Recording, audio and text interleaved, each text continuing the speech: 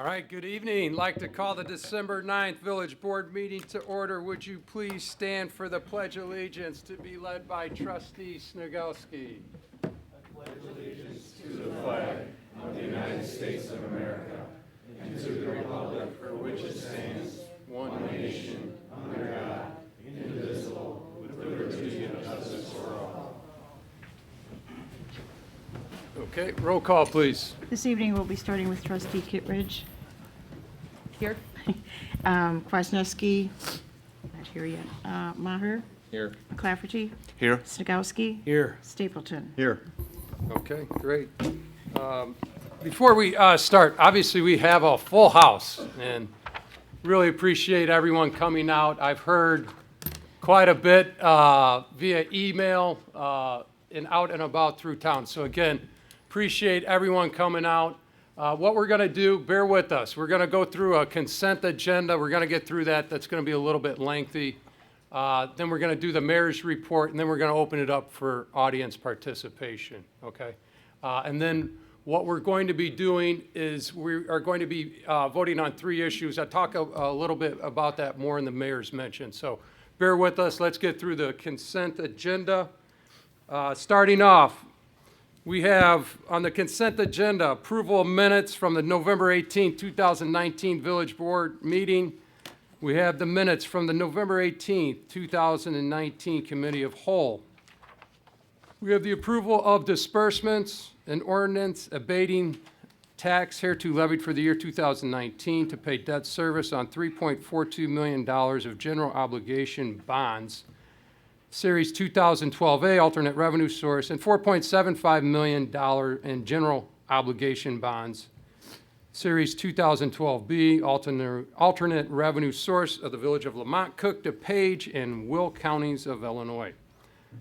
We have an ordinance abating the tax hereto levied for the year 2019 to pay debt service on $3.4 million of general obligation bonds, Series 2012C, alternate revenue source of the Village of Lamont, Cook, DuPage, and Will counties, Illinois. We also have an ordinance abating the tax hereto levied for the year 2019 to pay debt service on $955,000 of general obligation refunding bonds, that's Series 2014A, alternate revenue source, and $960,000 of taxable general obligation refunding bonds, Series 2014, alternate revenue source of the Village of Lamont, Cook, DuPage, and Will counties in Illinois. Continuing on, we have an ordinance abating the tax hereto levied for the year 2019 to pay debt service on $5.58 million of general obligation bonds. These are waterworks and sewage alternate revenue sources, Series 2015A, and $2.69 million of general obligation refunding bonds, alternate revenue source Series 2015B, and $1.18 million in general obligation refunding bonds, alternate revenue source Series 2015C of the Village of Lamont, Cook, DuPage, and Will counties in Illinois. Continuing on, an ordinance abating the tax hereto levied for the year 2019 to pay debt service on $4.16 million of general obligation refunding bonds, alternate revenue source Series 2017A, and $1.94 million of general obligation refunding bonds, alternate revenue source Series 2017B, and $890,000 of general obligation refunding bonds, alternate revenue source Series 2017 of the Village of Lamont, Cook, DuPage, Will counties of Illinois. We have an ordinance abating the tax hereto levied for the year 2019 to pay debt service on $5.25 million of general obligation refunding bonds, waterworks and sewage alternate revenue source Series 2019A, and $3.6 million of taxable general obligation refunding bonds, alternate revenue source Series 2019B, and $5.2 million of general obligation bonds, waterworks and sewage alternate revenue source Series 2019C of the Village of Lamont, Cook, DuPage, and Will counties of Illinois. Also, we have an ordinance for the levying and assessing of taxes for the Village of Lamont, Cook, Will, and DuPage Counties of Illinois for the current fiscal year commencing May 1st, 2019, adopted by the President and Board of Trustees of the Village of Lamont. This is supposed to be 19 and not 20, correct? 2020? It's 19. Is it 19? Yeah, for the current fiscal year. Okay, got it. Just want to double May check. 19, ending April 30th, Yes, 2020. Okay, just want to double check, okay. Adopted by the President and Board of Trustees of the Village of Lamont. J, an ordinance establishing a street lighting tax. K, an ordinance establishing a street and bridge tax. L, an ordinance adopting changes to personnel policy manual. We have an ordinance amending the Village of Lamont Code of Ordinances, Chapter 5, Business Licensing and Registration, to add a new Article 03 for massage establishments. An ordinance amending the Title 10 of the Lamont Municipal Code. And last but not least, a resolution authorizing settlement agreement and release of the RTA versus the City of Kankakee. That was a mouthful. Need a motion, please. So moved. Second. Okay, we have a motion by trustee Snagowski, seconded by trustee McClafferty. Do we have any questions or comments? Mayor, I Go have ahead, one Rick. question on, and this, I don't need an answer tonight, it's not gonna change anything, but I made a note, a couple meetings ago regarding, this is on item M, with the establishment of a new massage parlor, ordinance, and I question why we would not charge a business license fee on that in the home. I was under the understanding we could, maybe it's not allowed by law, I don't know, so I'm gonna ask you guys to review that. If it can be established, then it should be to be in compliance with other types of home businesses. Yeah, I did talk to Mr. Stillman. Okay. As you know, couldn't be here tonight. He has looked into that. Okay? You know, you can have further discussion and certainly amend that ordinance Right. if need to going forward. The short answer being that kind of a sole practitioner, so to speak. Okay. Someone who might be just working out of the house but not in the house, but going to other homes, other places, would be licensed by the Department of Professional Regulations. All right, so they cover them.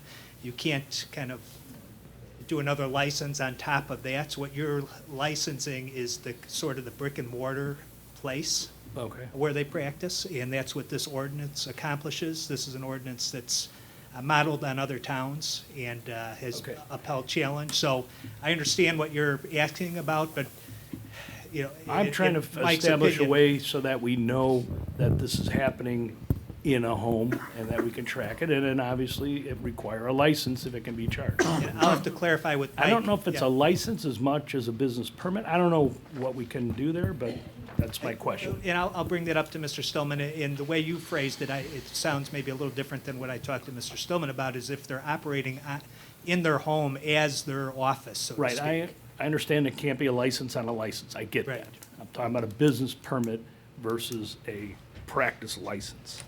I will reach back and talk to Mr. Stillman, and we'll look Okay. into that and reach Thank out you. to you and make sure we're not missing anything, but you're correct, the version that's up for vote tonight doesn't cover that scenario Didn't see my change in there, so. as of yet, correct. But Okay. the version you have is something that's withheld challenge and is Okay. used in other Yeah, Trustee Snagowski, we municipalities. could bring it up at the committee meeting on Monday, yeah, and Mike's right, and this form of the code of establishing this new license regulation, he didn't feel like we had the legal authority, but maybe there's another way we can go at it, or even do a, maybe even a zero fee license, so we're a little bit safer on, at least we know who's operating, who's providing that business. Well, twofold. One yeah. is just, we license other businesses for revenue sources, so that'd be one, and two is just to Correct. know what's going on where.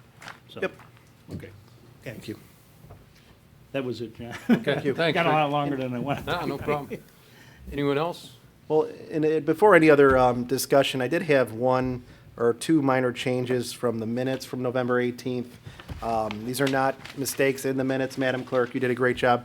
These are scrivener errors in two of the resolutions that are really minor, and rather than go through and re-adopt the resolutions, legal staff has asked me to read that into the record, into the minutes, so that we don't have to go through that process, but the correct terminology will be reflected. R 9619, which was approved on November 18th, should read, accepting public improvements and reducing the letter of credit for the Limestone of Lamont subdivision.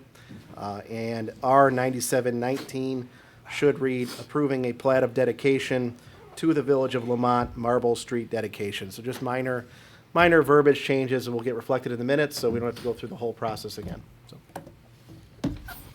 Okay, great. All right. Anyone else? Okay, roll call, please. Kittredge, Yes. Kwasniewski, Yes. Maher, Yes. McClafferty, Yes. Snagowski, Yes. Stapleton. Yes. Okay, motion approved. Okay.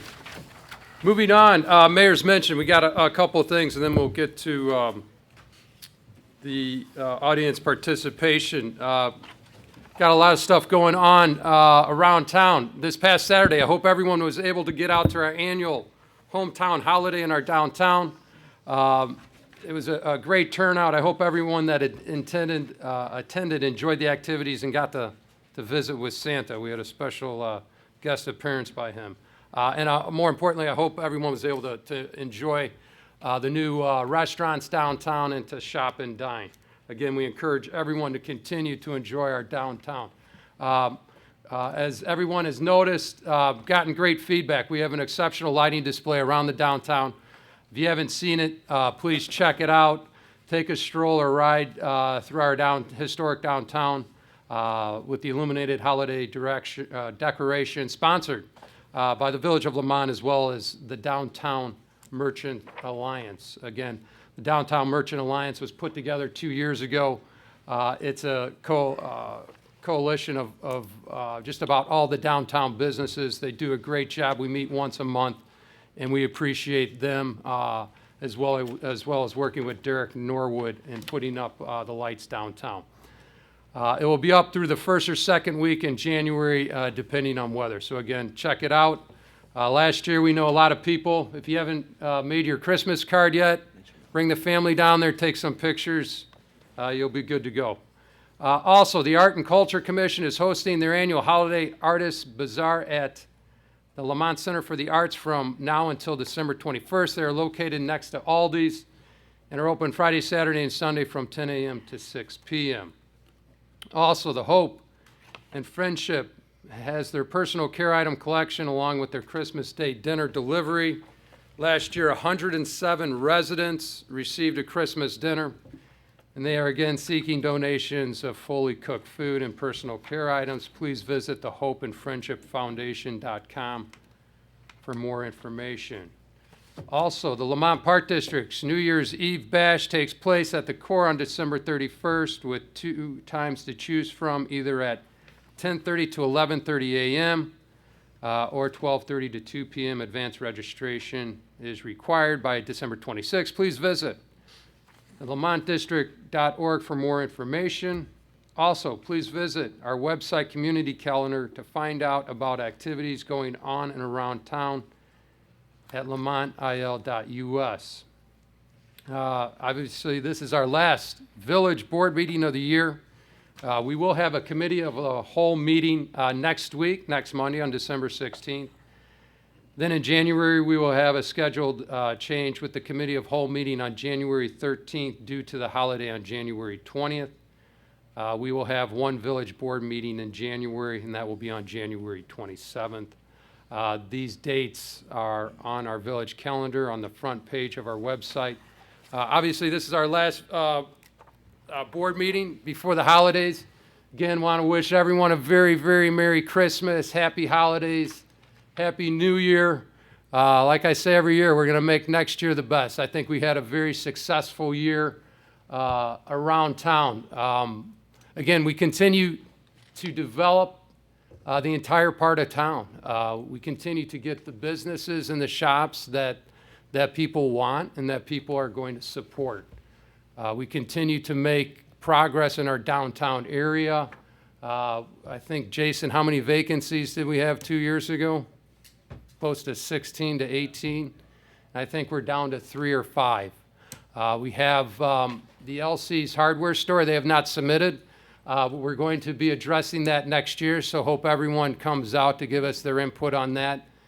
That's potentially a $27 million high-end luxury apartment complex that's going to, add to the uniqueness of our downtown, and we need to make sure it's done right. So we want everyone's input on that.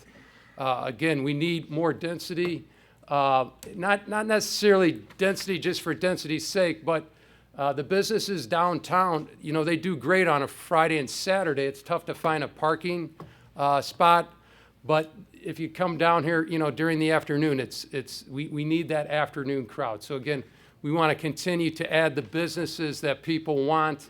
Of course, on the south side of town, we've added a breakfast place. We've gotten the bowling alley filled. This Thursday, please come out. December 12th, Pete's Fresh is opening up. We're going to have a grand opening at 3 o'clock. Again, that's going to be a historic opening for the town. Very excited about that. Again, that's another $5 to $6 million investment in our town. These again are stores that people want, and these are stores that we're going to be able to subsidize not only with the people here in Lamont, but this is a destination type of place. We're going to have, residents coming from whatever it may be, Homer, Lockport. So again, a very high quality business. Down on the south side of town, on 135th and Archer, we worked with Homer Glenn on this. We annexed property into Lamont by working with Homer. We're putting in a fueling station. Again, if you live on the west side or south side of town, we do not have a gas station. So it seems something very trivial, but when you're looking for gas and you got to drive 10 minutes across town, again, this is an amenity that we should have, and this is something we continue to work on. On the northeast side of town, I know it's been very frustrating with the traffic. NICOR kind of piled on by putting in a pipe at the last second here in midsummer, but things are wrapping up. We're getting the IDOT construction done on that corner. The village owns 16 acres of land on Main Street in 83. This land was purchased since 2011. We have, as I've said, anywhere from, what is it, Chris, potentially $7.5 million invested in that property.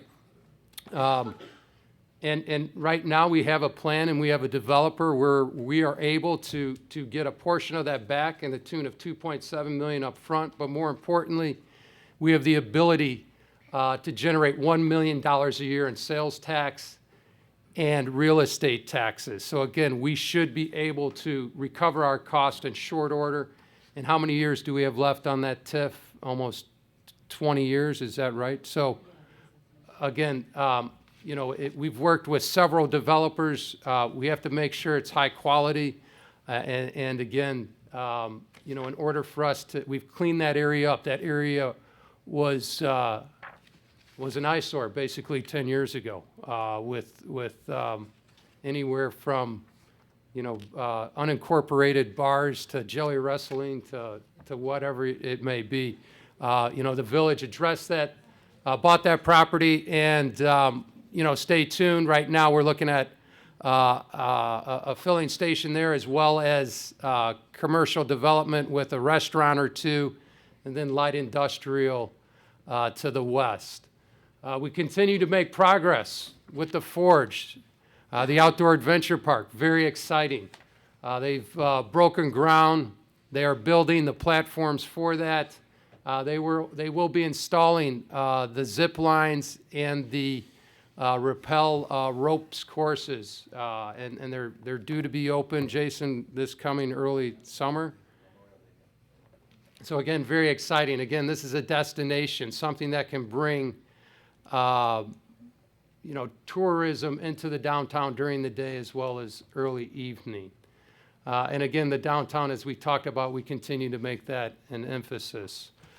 We've opened up Rosebud. I hope everyone's been out there as well. Again, we got to strike while the iron's hot, because unfortunately a recession will come.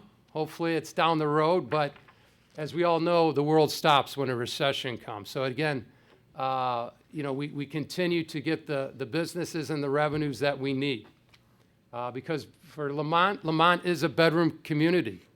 Our sales tax is only $2 million a year.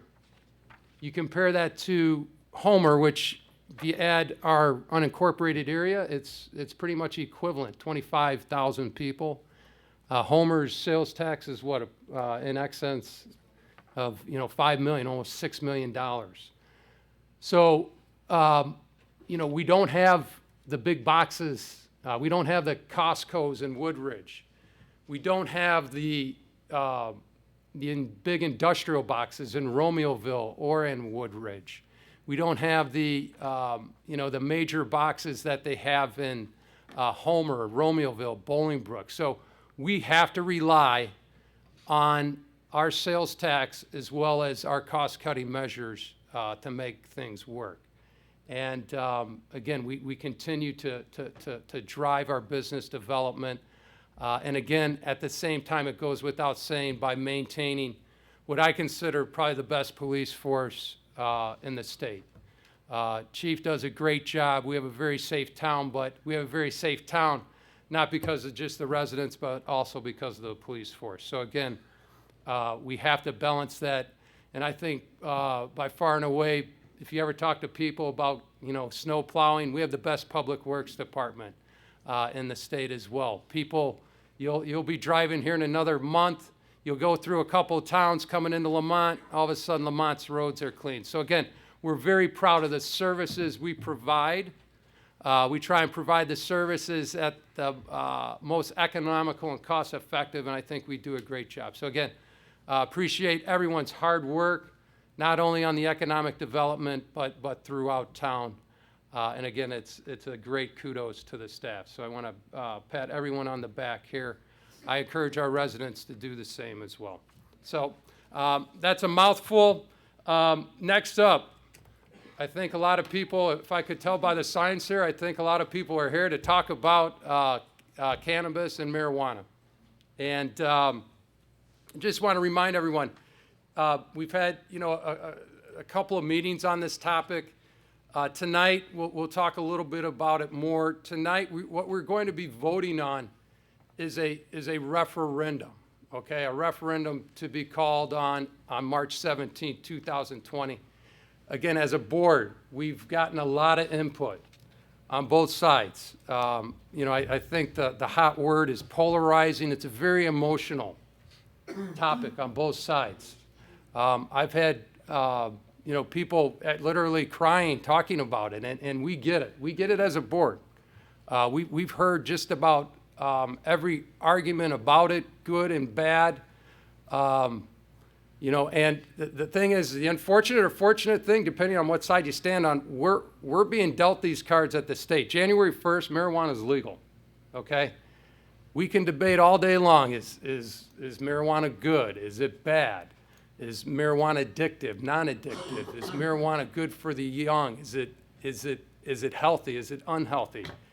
We can't debate that anymore. It's the issue now is, do we want a marijuana dispensary in Lamont, okay? No. And now, hey, I'm telling you right now, we're going to be respectful today, okay? Please bear with us. We got a big crowd, and we don't want to be hooting and hollering all night, okay? We're better than that. We're Lamont, okay? And the reason why I say that is we got a big crowd. We want to hear from 50 or 60 people or more. So again, just please be respectful. As far as what we want to talk about, hey, is it bad? Is it a bad eye on our town? Is it a negative to our town, to new people moving in? We get that. We get that argument. Is it bad? Is it going to bring in bad characters in town? We get that as well, okay? On the flip side, especially my background, this is unfortunately a money issue as well, okay? And I just want to backtrack a little bit. I think most of the people in this room have heard about our financial situation. First and foremost, we passed a 1% sales tax last year. We needed that for infrastructure improvements that have been somewhat we've been behind on for several years, okay? So I commend the residents. We passed that almost 60 or 58-42. Again, that 1% is to get infrastructure up and running. And basically, it's to do infrastructure that is somewhat behind right now, okay? So we're going to leverage that to get caught up. That 1% does not take care of where we're behind.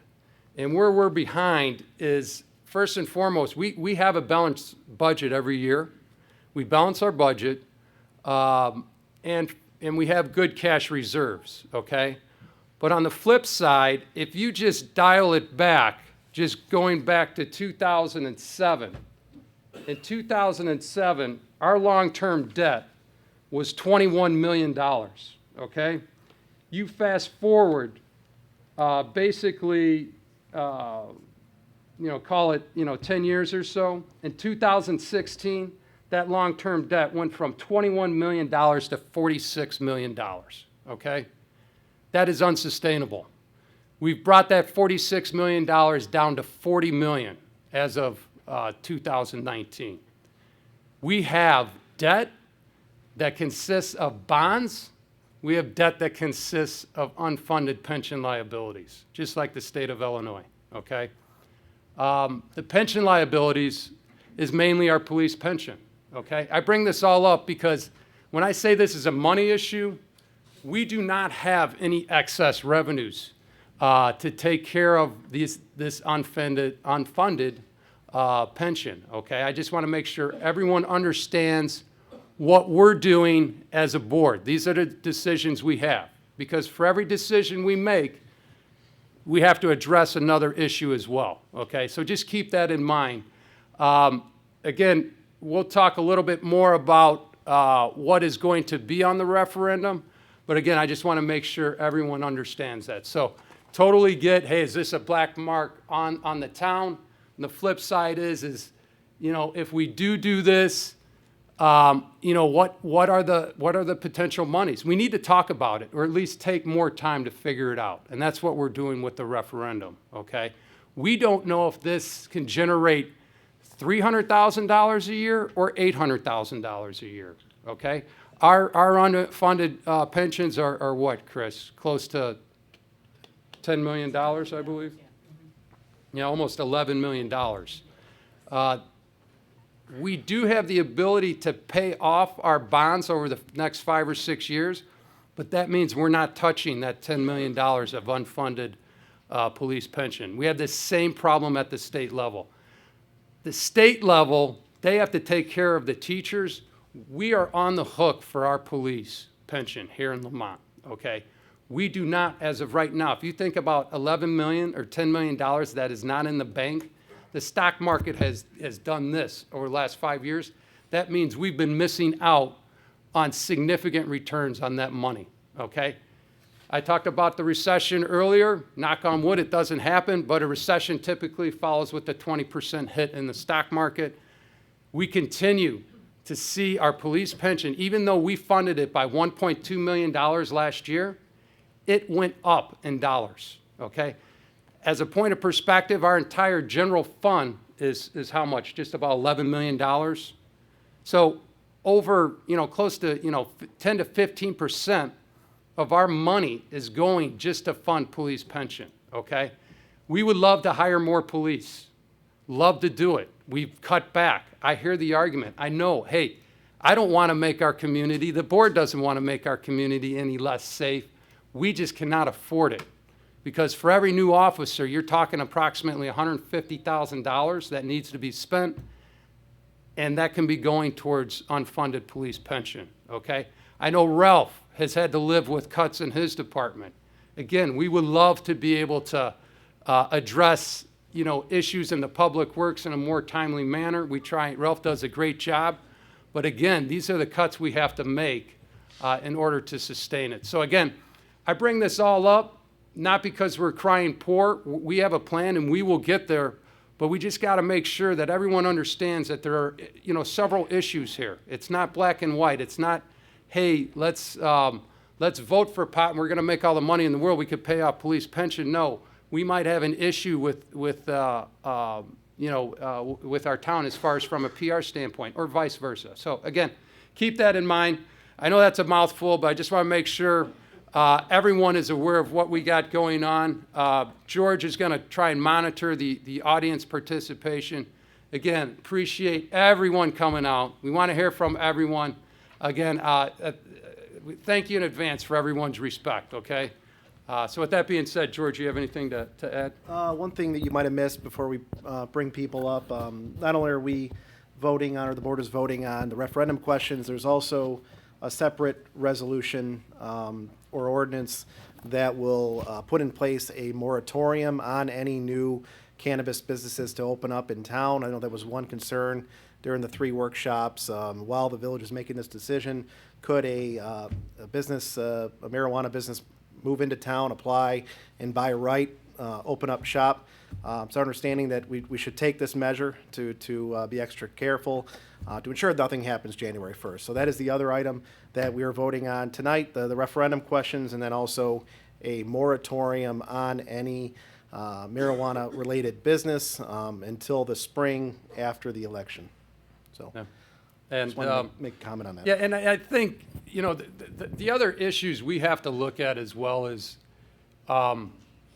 what do we live with if these dispensaries go into unincorporated, or if they go into a town that's right across the street, okay?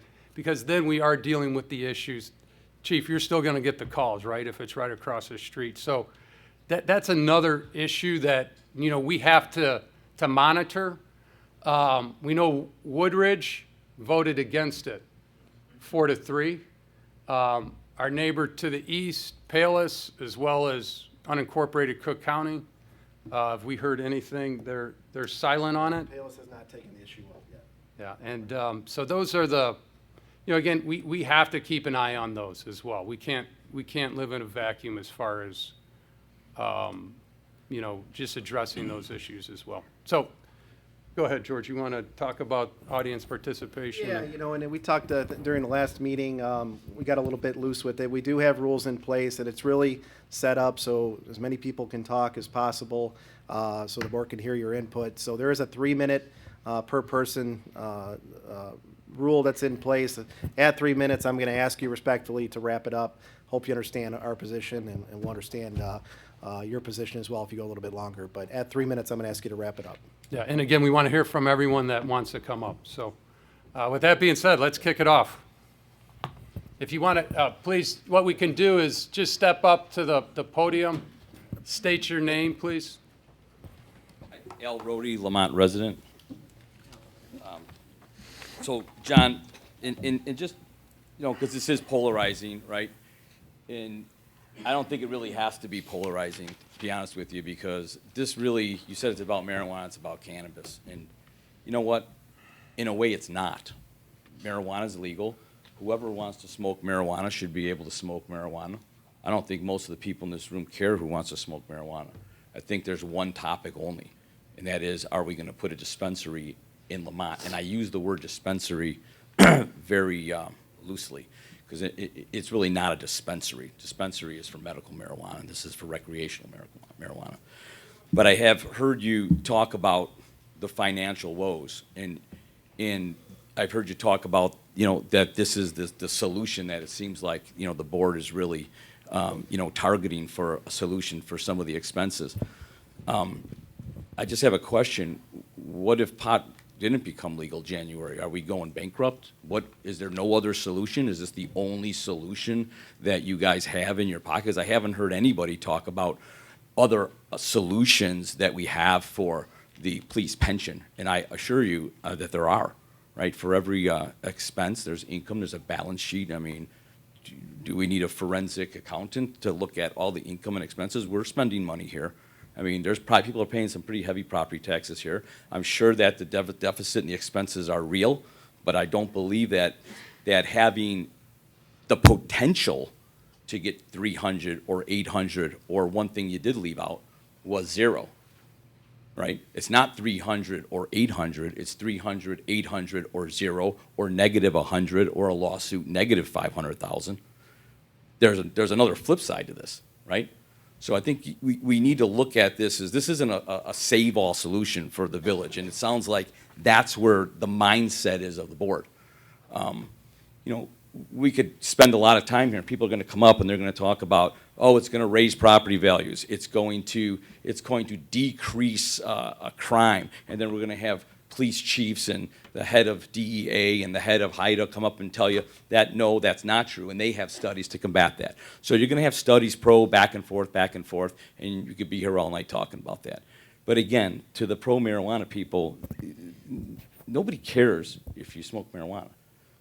Nobody cares if that's, you know, that's not the issue. There's plenty of places to go buy marijuana close by. Is it going to make that big of a difference for the pro-marijuana people to come to Lamont to buy it? Because the reality, if this is only about income, right, if that's all it's about, you don't know for sure that you're going to bring in any income. And it's a risk. And once you make that option, you're not going to be able to get out of that.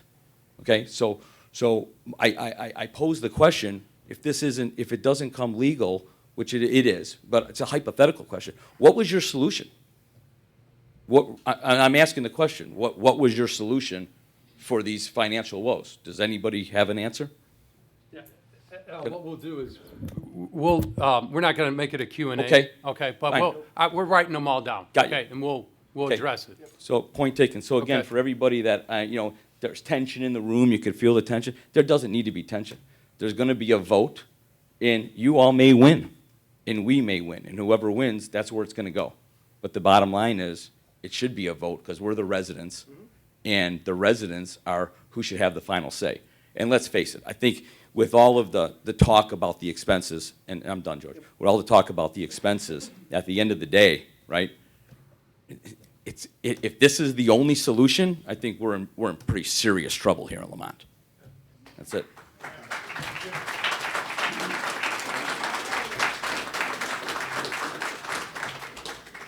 Does anybody want my chair? Hello. There should be no tension. Me and Al are good friends for about 20 years. Yep.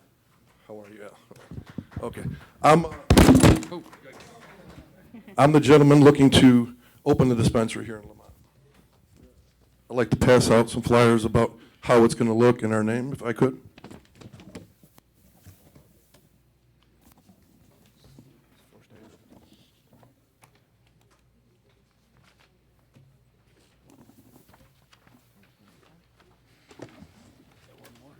Got one more? I just want to say that I do fully support the idea for a referendum, and I would like to have Lamont as my second location if I win 2 licenses, and I respect how the vote is going to go today, and that's all I have to say today. Thank you.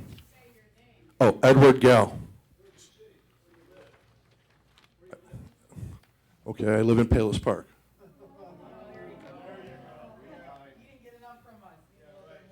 Okay, I'm working on Palos Park also. Thank you.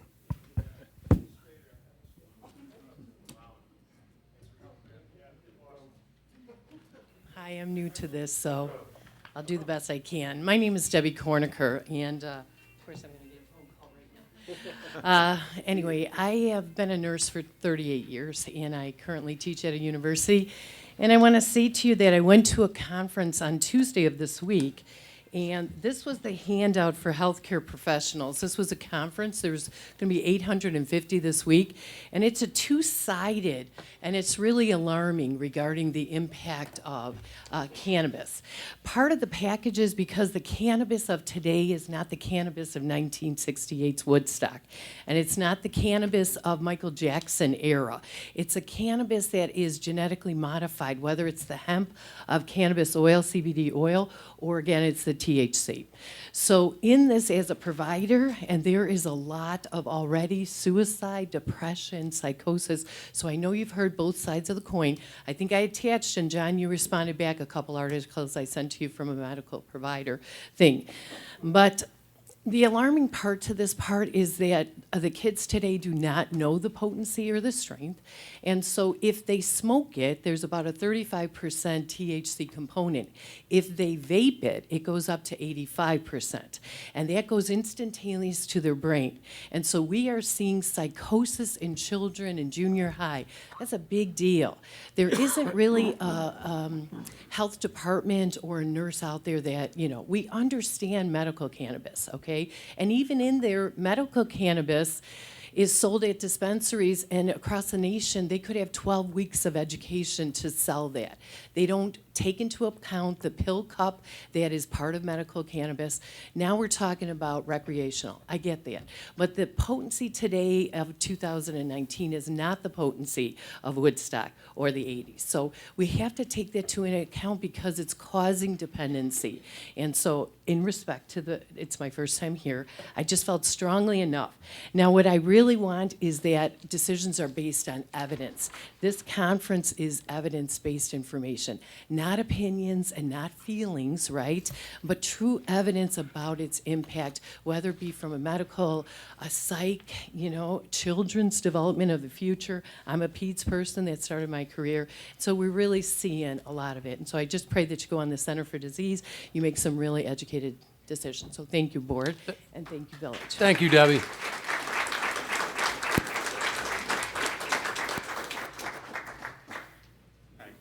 You'd have to bear with me. I'm feeling the weight of all my sign-bearing friends here.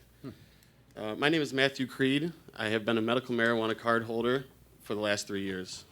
I purchased cannabis products through the Romeoville dispensary Verilife. I'm an advocate for helping people treat their ailments by means other than pharmaceutical drugs, antidepressants, alcohol, and/or drugs. I have a career, a wife, 2 kids, and own a home in Lamont. I'm in favor of allowing dispensaries in Lamont. After reading the undereducated and embarrassing back and forth from both sides on the Everything Lamont Facebook page about dispensaries and cannabis, I felt it was my duty to come here tonight and share some of my insights. The patients that I see in Verilife are not bad people. They are adults who use cannabis and CBD products as an alternative to pharmaceutical drugs or alcohol. The employees are extremely well educated and can prescribe products that suit the customer's needs. The business is professional, and it has a visual appearance that we would require in a beautiful town. Cannabis helps people. It doesn't hurt people. Education. Marijuana is not a harmful drug. Heroin is a harmful drug. The idea that bringing a legal dispensary would normalize drug use is untrue. Normalizing cannabis use helps distance itself from the actual harmful drugs which we want to keep our kids away from. Why are people up in arms over cannabis dispensary? We should be focusing all this outrage on the heroin crisis that's ripping our suburbs apart. What's so dangerous about his dispensary? Certainly nothing more than dangerous than the 30-plus locations to purchase alcohol and cigarettes in Lamont. I created a post on Everything Lamont Facebook page advocating for our town to opt into legal cannabis dispensaries. What I found was overwhelming support to opt into cannabis legal dispensaries in Lamont. The post receives hundreds of likes and over 100 comments. I'd like to read a few of them. I support dispensaries. The revenue will help Lamont and also bring more people to the area to see other things that Lamont has to offer. I don't personally use cannabis, but I don't think it will harm anyone. Parents with young children, you should always monitor your children's choices. I did. I have 2 loved ones with autoimmune diseases, and since beginning alternative medicine, they have vastly improved. Good and bad come together, but there's so much positive healing from having a medical card. I've seen it firsthand. You are 1,000% correct. Thank you for this. Finally, somebody with some common sense. Thank you. Okay. That was my last point then. Thank you, Matt. One more thing to say. Whether or not the board decides to allow Lamont citizens to vote on March 17th, I will leave here happy tonight, knowing that I voiced to you all what I consider to be the right decision for me and our village. Please don't let the ethics and morals and groups of the citizens that you see before you sway what you know what will bring much-needed tax revenue to our town. We have an amazing opportunity on our doorstep, and all we need to do is open the door and opt into legal cannabis dispensaries in our town. Thank you for your time. Thank you. Thank you, Matthew.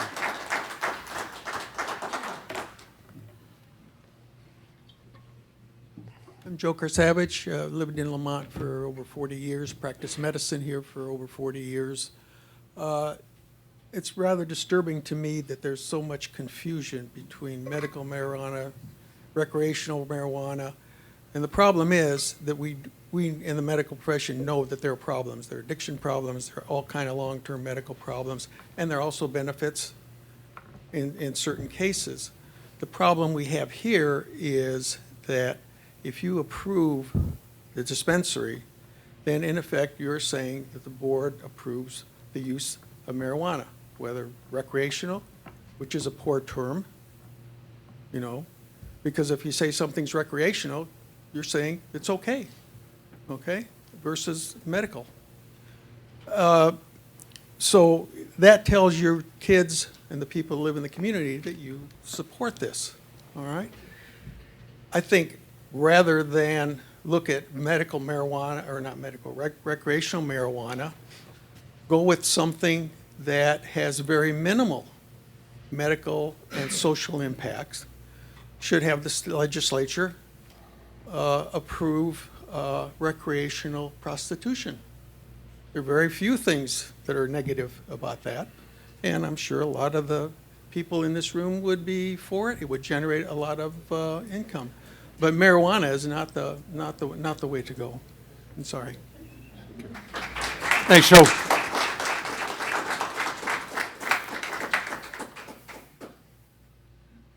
Mayor and Board of Trustees, my name is Mike Gorman. I live at in Kensington Estates in Lamont.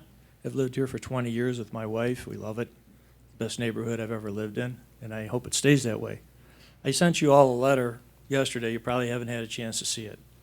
But there's several concerns in here. But before I get started, my 3 minutes, we're not against medical marijuana. Don't misunderstand. Anybody in this room would say, I support medical marijuana. I have a son-in-law who's dependent on it. So let's not go down that path. But in your ordinance that's on the agenda for tonight, the way I understand that ordinance is that it's not an opt-out ordinance. It's an opt-in. Because we have not opted out by the end of the year, we are automatically opted in, according to the state law. And the problem I see with that is it's putting the cart before the horse, because we have no dispensaries, if you call it that, in Lamont today. We should keep it that way until we vote on it. So we should vote opt out, just like Naperville did. They had the same situation. They voted to opt out. They're holding an election on March 17th, and that's what I believe we should do. It's very clear. The moratorium part of it, maybe the lawyers have gotten clearance from Springfield, but I have found nowhere that that's the same as, that is legal. And the other concern is that when we have the election, it's an advisory referendum, if I understand it. And if, in fact, I'm correct, that it is an opt-in situation if we pass that ordinance, is an advisory referendum still legitimate enough if they go, we don't want to have dispensaries in Lamont? Or does that sort of lower its ability to impact that decision, being an advisory? So maybe it needs to be non-advisory. Good point. Again, the city of Naperville has a very good model on this, John. And the other thing was, you mentioned about the unincorporated areas. I discovered in some of the information on the Illinois Municipal League that, in fact, there's a law that allows a city like ours to reach out for 1.5 miles in the unincorporated areas around it and put our zoning in place. I'm wondering if we've done that, or taken a look at that, tried to find out, is that how we can maybe control some of the non-incorporated areas before, they build their dispensaries there? It's a valid thing, and we should be doing that. And the third item is, in the minutes from the last meeting, it talks about the distances from the property lines of the schools being 500 feet and from the child care center being 100 feet. The state of Illinois' law is put forward in a note to you from the lawyers, Otis and Sturck, is that they can't advertise within 1,000 feet of those places. So we're going to let them build a store closer than they can advertise? And why did we reduce the distance to 100 feet from a child care center? I'm not clear on that. Maybe you can answer that at a later date as well. So in closing, I appreciate your time. I think the thoughts that we have here, I think, are fairly well represented by my colleagues who feel strongly about this. Thank you very much. Thanks, Mike. Yeah. And again, we're writing down all the questions. I think worst case, we'll put them online, okay? But again, appreciate the questions, and we'll address those, Mike. Hi, my name is Mary Frumerick. I do not have anything to show you, but I do have experience. I lived across Harrison High School, Spry. I worked for Gerald W. Getty. At the courthouse, I've done all of it. I've lived all my life there. I moved to Lamont, and I looked forward to it to make a better life for my children, for my grandchildren. We take them to church. We talk to them all the time. I just want to let you know how many people I have lost in my life personally from starting off with marijuana. And now I hear that you have a heroin problem. Work on that. Don't work on marijuana.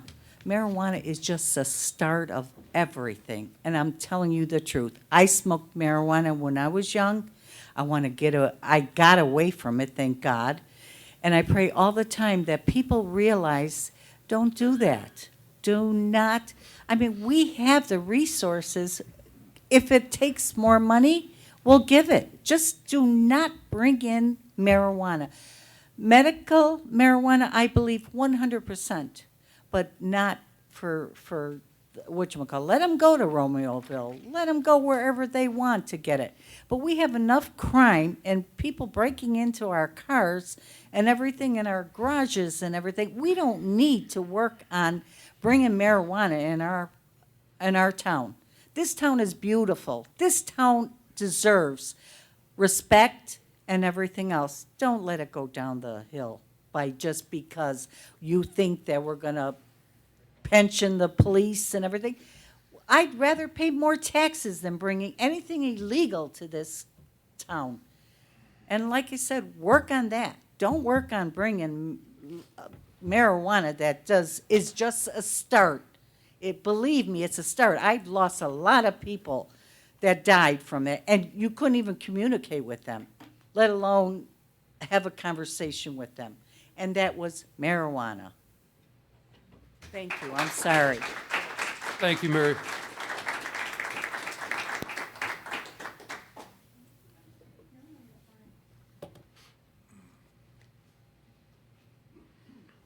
Hi, my name's Carlene Motto. I've lived in Lamont for 25 years, built 2 homes here, raised a family. One, I'm also in healthcare, and I totally agree with medical marijuana for individuals that may have tried other things. That's not what this is about. I also respect the dedication, time, expertise, and commitment you've all invested in our community and everyone in this room. I agree with 90% of what you said, Mayor, when you started. We have built a beautiful community. Our growth in housing, schools, businesses coming into town, I think if this gets passed, will impact all of the work that you guys have done. I think, I've been similar to the story that you just talked about. I was a victim of car theft here in Lamont, and I didn't care about my car. I cared about the fact that my daughter was leaving the house at 5:30 in the morning for yoga and could have run into one of the individuals that were not a teenager going on a joyride. This was someone that had a warrant for arrest for murder in Lamont. I don't want to see us taking this beautiful community and then open it up to people when we talk about sleeper community, boutique, destination. We will be a destination for Harvey. That's who we will be a destination for. That's where they're taking our cars, to Harvey, and then you have to go there and pick them up. So please do not pass this. Continue all the wonderful work you're doing. And again, I'm absolutely opposed to it. Thanks, Carlene.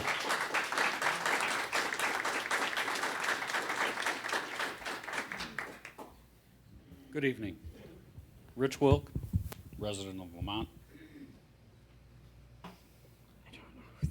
As I stand here listening to people's opinions on a polarizing and personal matter, I can't help but enjoy democracy the way it was meant to work. A government of the people, by the people, for the people, shall not perish from this earth. Abraham Lincoln spoke these words in his Gettysburg Address. These words carry such a meaning that no other country in the world has experienced, and I wonder how Honest Abe would feel today debating this topic. A topic in which a drug, a gateway drug, is being prostituted by unthinking legislators to raise tax revenue. Dirty money, blood money, future addictive money, money from more human error, a repentant vice that generates revenue that will allegedly be utilized to attempt to solve financial woes made by previous politicians who didn't have the foresight and wisdom to see the consequences of their decisions. The fact, cannabis will be legal with restrictions on January 1st. That is not up for debate. The debate remains about inflated revenue projections for bodies of government, the influences it will have, and continue to have while changing the thought processes and acceptance of drug use by our youth. Once that normalizing drug mentality is embedded in their culture, there is no turning back. Scientific evidence has undisputedly displayed the negative influences that marijuana has on the developing adolescent brain, which occurs between age 12 and 24, not to mention the addictive qualities which wired their developing brain into patterns of addictive behaviors. Let's not forget about the 400 chemicals that are in marijuana. 60 of them are related to cannabinoid derivatives, while marijuana smoke contains 50 to 70% more carcinogenic hydrocarbons than does tobacco smoke. This is what we're influencing our children with. So I submit to this board, what message are you going to send to residents of Lamont and those who visit? Do you as a board care about the village's image and longevity as a leading community? Are you as a board willing to trade the promise of potential tax dollars with the sacrificing of a promising future?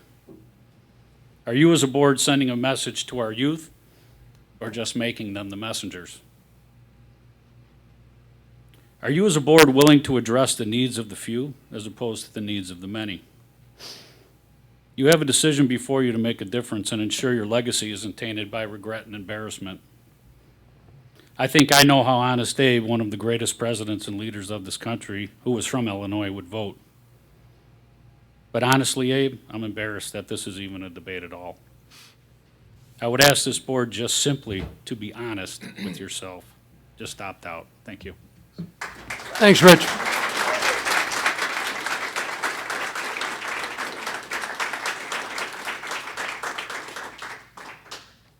Hello. My name is Denise Arcus, and my husband and I moved to Lamont 3 months ago. We lived in Tinley Park for 35 years, and I can honestly say the last 10 years I lived in Tinley Park, I was miserable.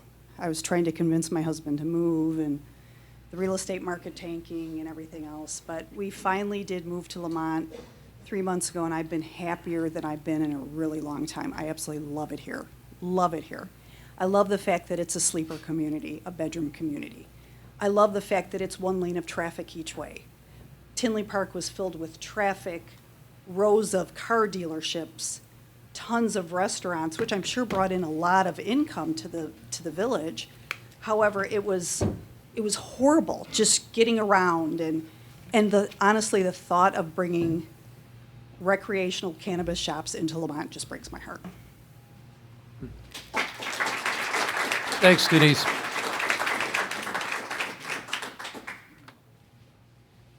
My name is Bruce Taylor. I've been in Lamont since the early 80s.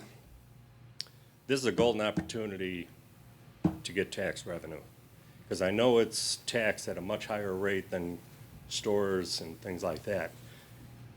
Nobody says this has to be in the center of town. This could be on the outskirts. It's not going to affect anybody. There's places on New Avenue, wherever. We don't seem to have any issues with bar after bar after bar being in this town. And I'm going to tell you, both my parents are alcoholics. Pot is nothing compared to alcohol. It changes people's personality, and it's usually not good. They drive with it. They have no control of their cars. Nobody here seems to be addressing the opioid problems in this country. You think pot's bad? Opioids. My neighbor was destroyed. He lost his family, everything because of the opioids. Ended up getting arrested, went to jail, and he's just a wreck now. The family's a wreck. I mean, you could think whatever you want about pot. That's everybody's choice. I don't care. But what I will say is we got a chance to get in on the ground floor with this, put it on the outskirts of town where it doesn't affect anybody in town. And you know what? You gotta Hey, please, respect everyone, okay? Thank you. I mean, we've had opportunities with International Drive. We could have had that property. Phenomenal amounts of money are generated over there. But we decided not to. When they were originally talking about Aldi coming in, that's too low class for us. But now that Aldi's in, look at how many people go and shop there. Society has put such a label on marijuana.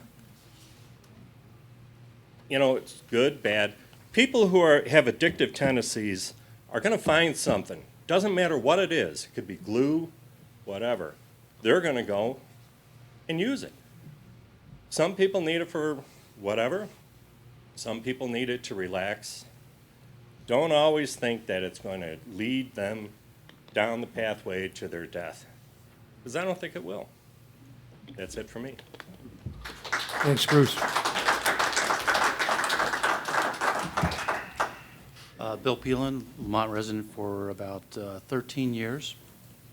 I'd like to talk about that golden opportunity for tax revenue. If I'm doing my math correctly, we get 3% of we can tax at 3%, max 3.75. 5%? That's not what I read in the, okay, well, okay, so 5%. So 5% of $1 million is $50,000. According to some stats, a couple of years old, they're about 75% of dispensaries made less than $1 million. So I'd like to know, I'd like to understand how big a dent that $50,000 is going to put in our budget at max, or are we talking, you know, of the 10, 20% of the pot shops that make much, much more at, you know, 4 or 5 million? That's 4 times, that's $100,000. Is that really going to put a big dent? So let me read a couple of statements that I believe that you're familiar with. Our mission is to maintain the quality and character of our community and to preserve its heritage while fostering its growth. We accomplish this through cost-effective services delivered with the highest degree of professionalism. That's Lamont's mission statement. Lamont's vision statement: the village of Lamont is a thriving, family-oriented, and fiscally sound community with a wide range of housing and business and recreational opportunities. Lamont provides a safe, attractive, and welcoming environment with a true sense of community for our residents, visitors, and businesses.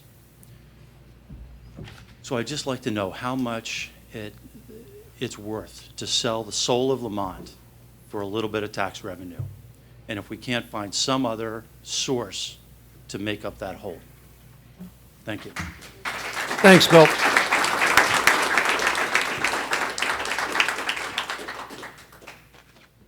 Hi, thank you for your time. My name is Sutki Abdullah. I've lived in Lamont for almost 2 years now with my wife. I'd like to, first off, I don't have anything written down, but my wife and I moved here in 2018 in January, and we love Lamont. I'm sorry, I didn't catch your name. I'm sorry. Sutki Abdullah. Sutki. Suki. Yes, Thank you, Suki. And I own 2 Cold Stone Creamery franchises, one in LaGrange, Illinois, beautiful town, one in Oak Lawn, Illinois.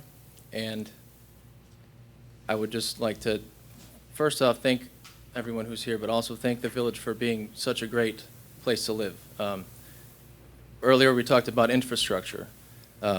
We had an issue with our sewer system, and long story short, the village came to our help, and they really showed us that this is a great town. And going off of that, for a whole year's time, we had a major issue. But I think that the opportunities for tax revenue for this, doesn't matter if you smoke it or not. I'm not a recreational user by day or by night, but I think that it is a good idea. And just going off of my past experiences as a business owner and as somebody who would like to raise kids in Lamont one day, I think that it is important that we take a look at both sides and take a look at the facts and not just outdated propaganda from the 50s. That's my opinion on it. But thank you for having this, holding this, and I hope that you'll allow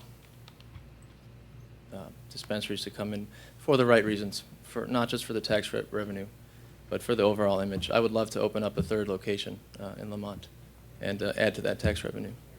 So, thank you. All right, thanks, Suki.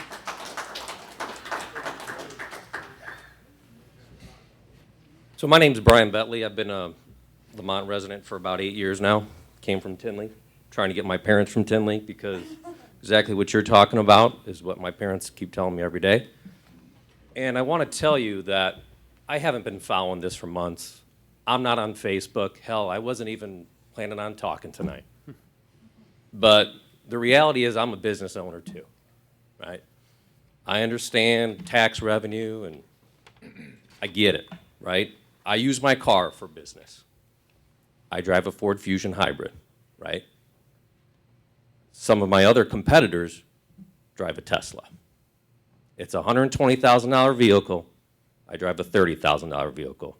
Let's talk about income and expenses. But let's forget about income. It's about the kids. I have 3 children of my own. I love them to death. Mean everything to me. I don't care if my business goes to hell. It's all about the kids. What happens with the kids, your kids struggle, the family disintegrates. We have a couple, they went to our school last year, and we got a text from them over Thanksgiving. Pray for my son, pray for my son, pray for my son. Overdosed on heroin. I'm sure it didn't start there. And I'm not saying everybody that starts with marijuana is going to lead down that path. Nobody really knows those percentages. But why would we open it up for any possibility to go down that path? It's all about the kids. Forget about the tax revenue. Thank you. Thanks, Brian.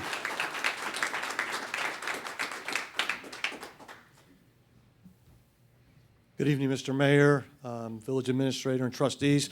My name's Nick Rohde. I'm a more recent resident of Lamont. I wasn't planning on talking today. I talked the last meeting, and I was just going to leave it to other people, but I felt compelled to just try to clarify a few things. One, we call it a dispensary. That is actually a term used and pushed by the big marijuana industry or the big cannabis industry to convey that it is a dispensary connotes that it is medical, right? We're not talking about a medical marijuana facility here or a medical dispensary. We're talking about recreational. It was said, but I just want to clarify. Another thing I want to clarify is that there's a lot of talk about outdated thoughts and theories. I'm not picking on anyone in particular. A couple different people mentioned it. Listen, those theories aren't really that outdated or that thought. They're kind of the same ones that have been around for a long time, granted, but the narrative that has changed is pushed by the big cannabis industry. Make no mistake, the big cannabis industry is a bunch of rich dudes in Washington and all over that are looking to make tons of money off of selling cannabis. So it's just like big tobacco. They actually follow the same exact blueprint from the tobacco industry. I could show you turn of the century pictures and advertisements from big tobacco where such as 9 out of 10 doctors recommend Parliament for asthma patients. 8 out of 10 doctors recommend Chesterfield for anxiety. Okay, they're taking the same exact page out of the big tobacco's book. big tobacco, and tobacco's on the way out. Usage is down. In fact, big marijuana has been so successful that in recent surveys, they've been able to show, especially among youth, that youth find tobacco more dangerous than marijuana. Scientifically, they're both dangerous, but scientifically that's not necessarily true. But that comes from a well-thought-out campaign to find another way to sell an addictive product to people and humans that they will be, from kids to adults, that they'll be addicted to. There's a lot of talk about marijuana not being addictive. It is addictive at some levels. Is everyone going to be addicted? No, just like everyone's not addicted to alcohol. But, you know, and there's also a lot of talk about comparing, hey, well, this one's worse, or heroin's worse, or alcohol. It doesn't matter. Does that mean we should add another drug into the mix? Because those ones are worse drugs? And again, just to reiterate what I said last time, and a couple people have mentioned it, I don't want to beat a dead horse, but this should be about the future and about kids. And when you normalize anything, and we're seeing it now in the surveys, as I mentioned earlier, when you normalize something and you make easy access to it, more people will use it. In every single state that marijuana was legalized, going back to 2014, and even before that, the youth rate of marijuana escalated, and while the rest of the country was actually going down. So that's pretty much unequivocal, okay? So, you know, there's a lot of studies out there, and I know people like to quote them, but there's studies that are put out. Look who put out the studies, too. Granted, there's some that are biased towards anti, there's some that are biased towards pro, but try to find that middle ground where there are doctors and scientists and neuroscientists that are putting out those reports that really have no, and actually universities that have no skin in the game, so to speak, either way. Those tend to be the most accurate ones. Thank you. Thanks, Nick. I'm sorry, this can just take 15 seconds. I kind of got off track last time I talked, though. But that family that was asking for their prayers, unfortunately, their son had passed away. And their family's ripped apart, and they'll never be the same. So I apologize for not saying that before, but like I said, I didn't have this laundry list and wasn't ready to, I'm just a citizen trying to speak my case, I guess.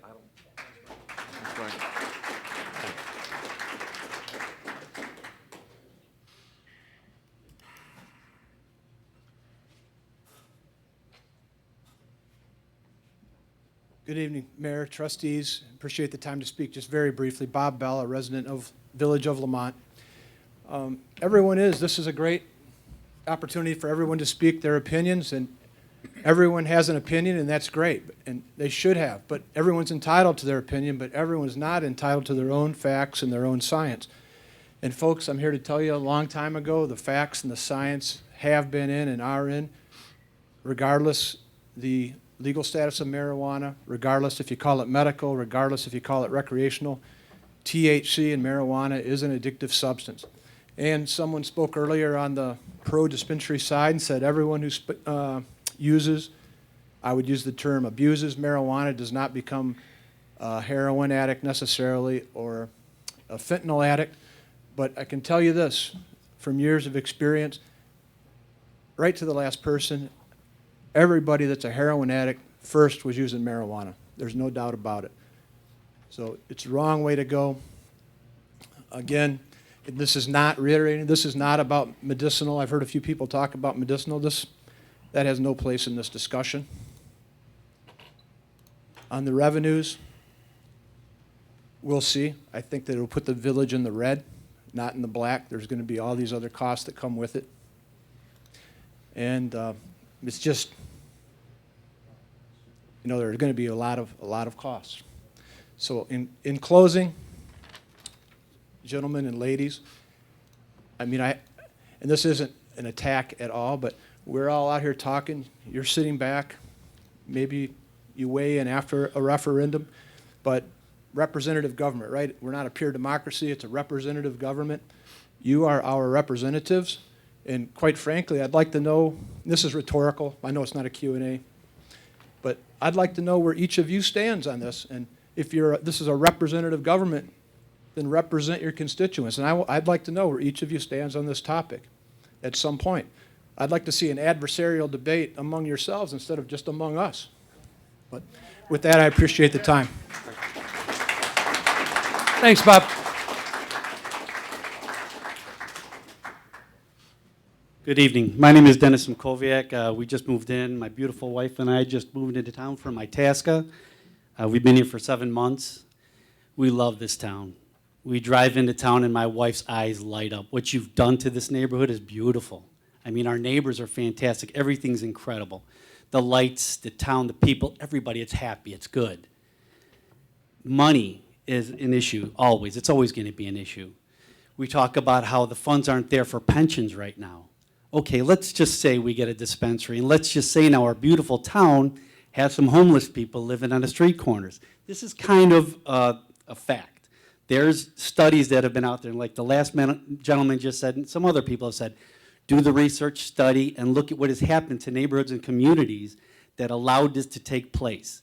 When it starts, what about our neighborhood? What about our property values? I mean, people that have grown up here, they depend on their property values to live and have it well, you know, and now, let's say it turns south. You know, now we need more police officers. We don't have the budget for the pensions now. Now we've got to do some other work in order to take care of our neighborhoods and take care of our people. It's not there. So how are we going to get it? Okay, you think that the taxes are going to be there, but again, we're going to increase in police protection. We're going to increase in trying to take care of things that we didn't have problems with in the first place. Those are the issues that I want to talk about. You know, be it the choice that you want to do pot or don't want to do pot, that's your choice, it's fine. But bringing a dispensary here and bringing it right at your front door, that's just bringing it right there. Crime. Listen to the people that talked about the crime that comes in. I can't, like you said, or somebody mentioned, if it's right across the border. Yes, we know it's legal, it's going to be, can't do anything about it. But if it's closer, gives them more of a potential to come here and start bothering our neighbors in our community. Just do the research and please think really hard about this. Thanks, Dennis.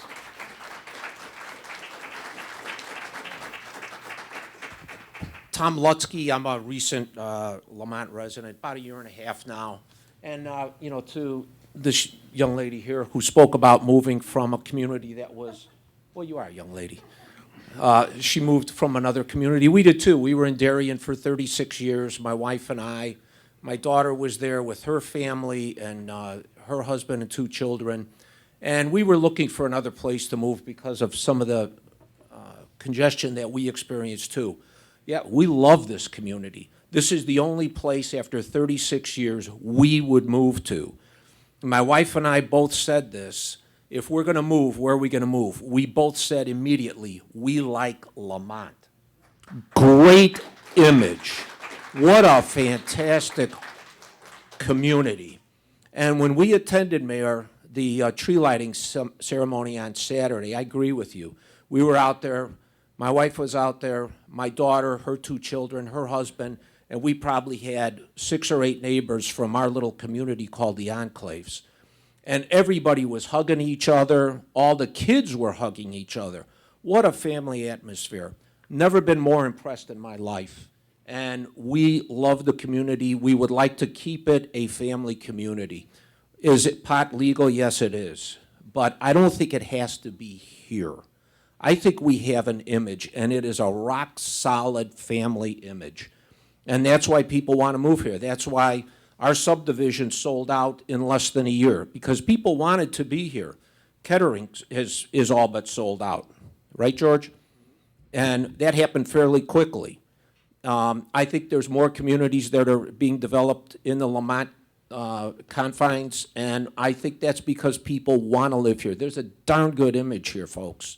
I think this destroys the image, and that image translates into property values. And I think it's a negative effect on our property values. I applaud you, Mayor, and trustees, and everybody who's involved in the development of the community from a business standpoint. That Pete's Market is a coup.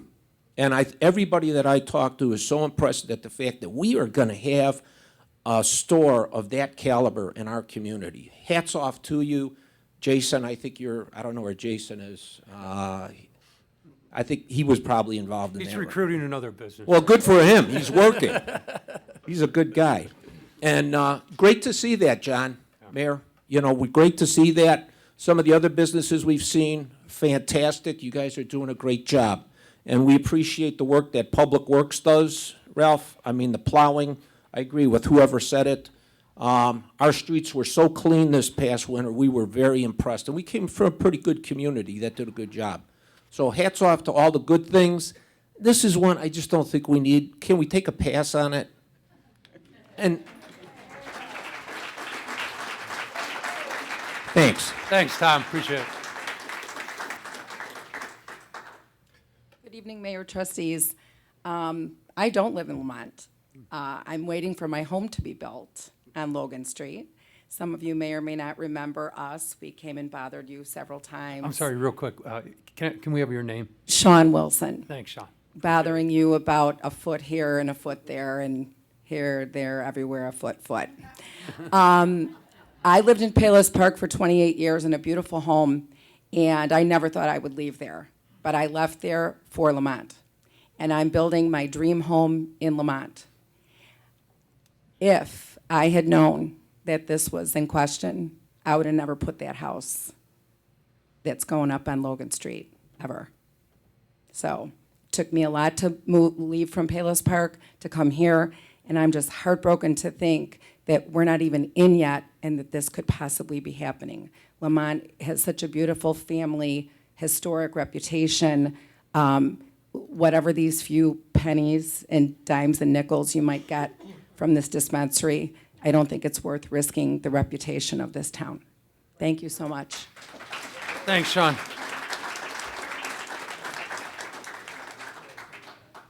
Good evening, Mayor and trustees. I appreciate the opportunity just to say a few things. My name's Todd Wernett. I'm a Lamont resident, and a little bit of my lens tonight, I'm a retired 40-year educator. The last 7th as a high school superintendent. Obviously not in this school district. My points tonight is a couple things. First, to indicate as a high school superintendent where I was, I'm pleased that the feeding municipalities opted out. Because that's an important message to send to educators each and every day as you message to your students. There's a lot of data out there about the states that went to legalization of marijuana, whether or not teenage use went up. But what we know currently is there's a vaping epidemic in this country. That cannot be denied. And the reason why the vaping epidemic is catching national headlines is because of the seriousness of the health effects. While they're relating it to a vitamin E, that's being used to extract the THC and put into the package that's being vaped. Now, previous to vaping, there was very little marijuana use in schools. Why? You could smell it walking down the hall. And the student on the bus, or they smoked in the car on the way in, as soon as they went into a classroom, you knew exactly what the issue was. The police chief, in his October report, gave us a good indication of what we're going to see throughout the state of Illinois. The barn door is open, the horses are out. We're going to see more fatalities because of misuse. Adults are entitled to make informed decisions about their health, whether it be owning a gun, drinking, or marijuana use. I'm worried about the kids. Lamont has an exemplary high school. That means it's one of the top 10% high schools in the state of Illinois. Kudos to this community, kudos to the teachers, and kudos to our students. Reinforce that message. Yes, where are students going to get their marijuana? Well, where do students get their alcohol usually the first time out? Dad's refrigerator in the garage, in the basement? But here's the issue. Vaping it is very difficult. Students vape on the bus, in the hallway, in the classroom, and I'm not saying this high school, where I was at. And my board kept asking me, what are you going to do as a superintendent to diminish the use of vaping in our schools? Get the message out. And so, often the case, the state of Illinois, by making it legal, again, pass the issue on to the schools, solve this problem that you have. What we'll see, though, we'll see students abuse it and make poor decisions, because that's what adults do. Adults make reasonable decisions and should do. But support our students, support our schools by indicating that by putting a dispensary here or a store is the wrong message. Yes, you can go across state lines, city lines. Another thing that the police chief pointed out, our students, when they're 21 or 20, they buy here, are they gonna go to another state that doesn't allow it? And they're gonna be selling then on campuses? Geez, I don't know. We don't know what the unintended consequences of this is. And so I support those who use it medically. I even support those that use it recreationally. I'm here on behalf of our schools and our students. Thank you. Thanks, Todd.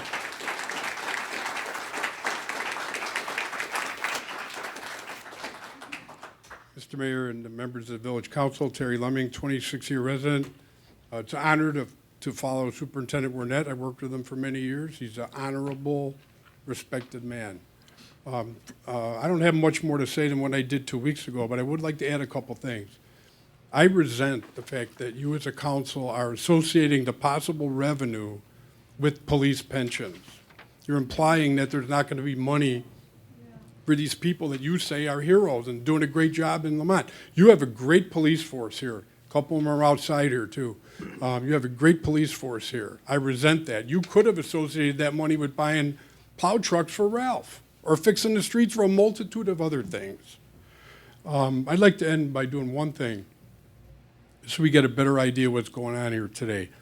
How many of you people here live in Lamont, by a show of hands, live in Lamont and are for a weed shop? 8 people. How many people live in Lamont and are against it?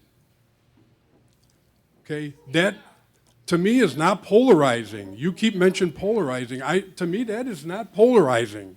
This doesn't look like a very polarizing issue here in this town. Thank you. Thanks, Terry. Hello, I'm Mary Jo Crandall. I've been a resident of Lamont with my husband for 20 years, and I had no intentions of speaking, but my husband will tell you there was no way I was going to be able to sit down and not stand up and speak. So I jotted down a couple of notes as people were speaking, and so I want to thank you all for allowing us first and foremost to do that. But I do think it's a polarizing issue if you take a look at what you're seeing posted on Facebook, the discussions that are happening. But I'll tell you, the people that oppose this have been called a whole bunch of things, uneducated, old-fashioned. I assure you I'm certainly not uneducated on this. I just have a viewpoint. Marijuana is legal, and you can go ahead and do that all you want to. That's not the issue for me. I really don't care. The issue for me is that there are lots of businesses that I would object to having in Lamont, and this just happens to be one of them. I don't believe that it'll encourage other businesses to come here, and I don't believe it'll help our property taxes. I also sat at a meeting quite a while ago, maybe a couple weeks ago, where I heard some of our police officers that you're mentioning their pension talk against the fact that you were considering this. So it was interesting to hear their perspective.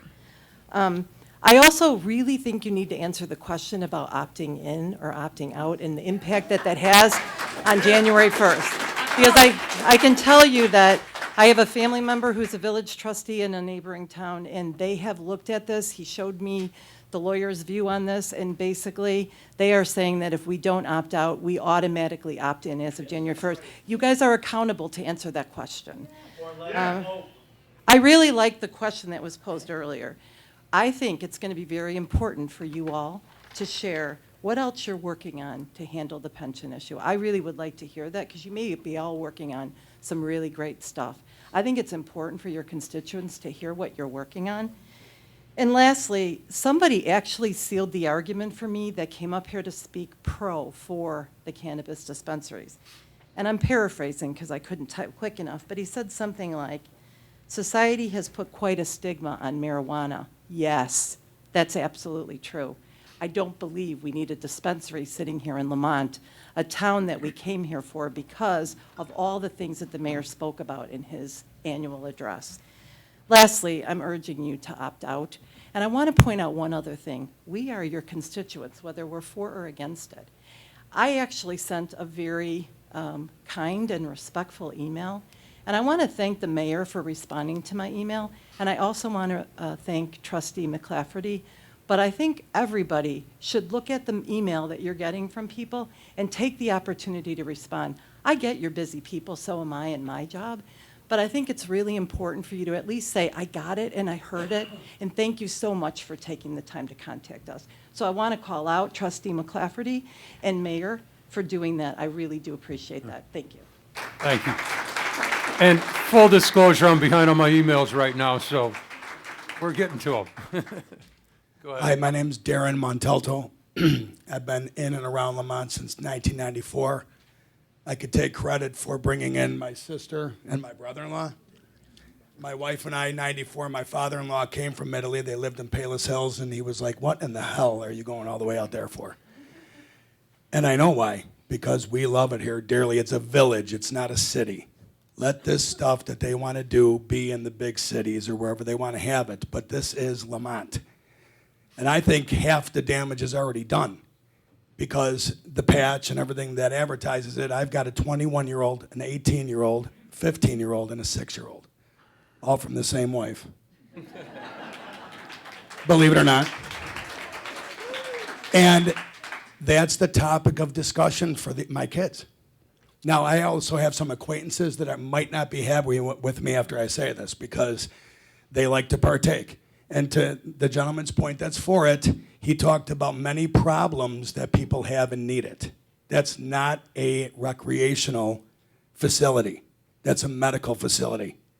And when I'm in sales, I drive by a lot. I see a lot of people. I talk to a lot of people, and I have a lot of people and friends that do it. And you know what? I feel deceived when I'm around people like that. And the reason is these guys talk about all the bars. I don't see any 21 and 22-year-olds in these bars. They're not out there. Guys like me are out there drinking my scotch. And I see a guy across from me, and I see every scotch he has to my scotch. But I know there's people that go out, take their quick hit, and come back. And I feel like I'm not on the same playing field with these people because I'm drinking a cocktail, and they have their little thing in their pocket, just like the kids do. And I talk to my children quite often as well. And that's what they're doing, is smoking and vaping and taking the stuff that no one knows about. It's not the same as alcohol. It's not the same as a bar. It's not right. It does not belong in this town. Thank you. Thanks, Darren.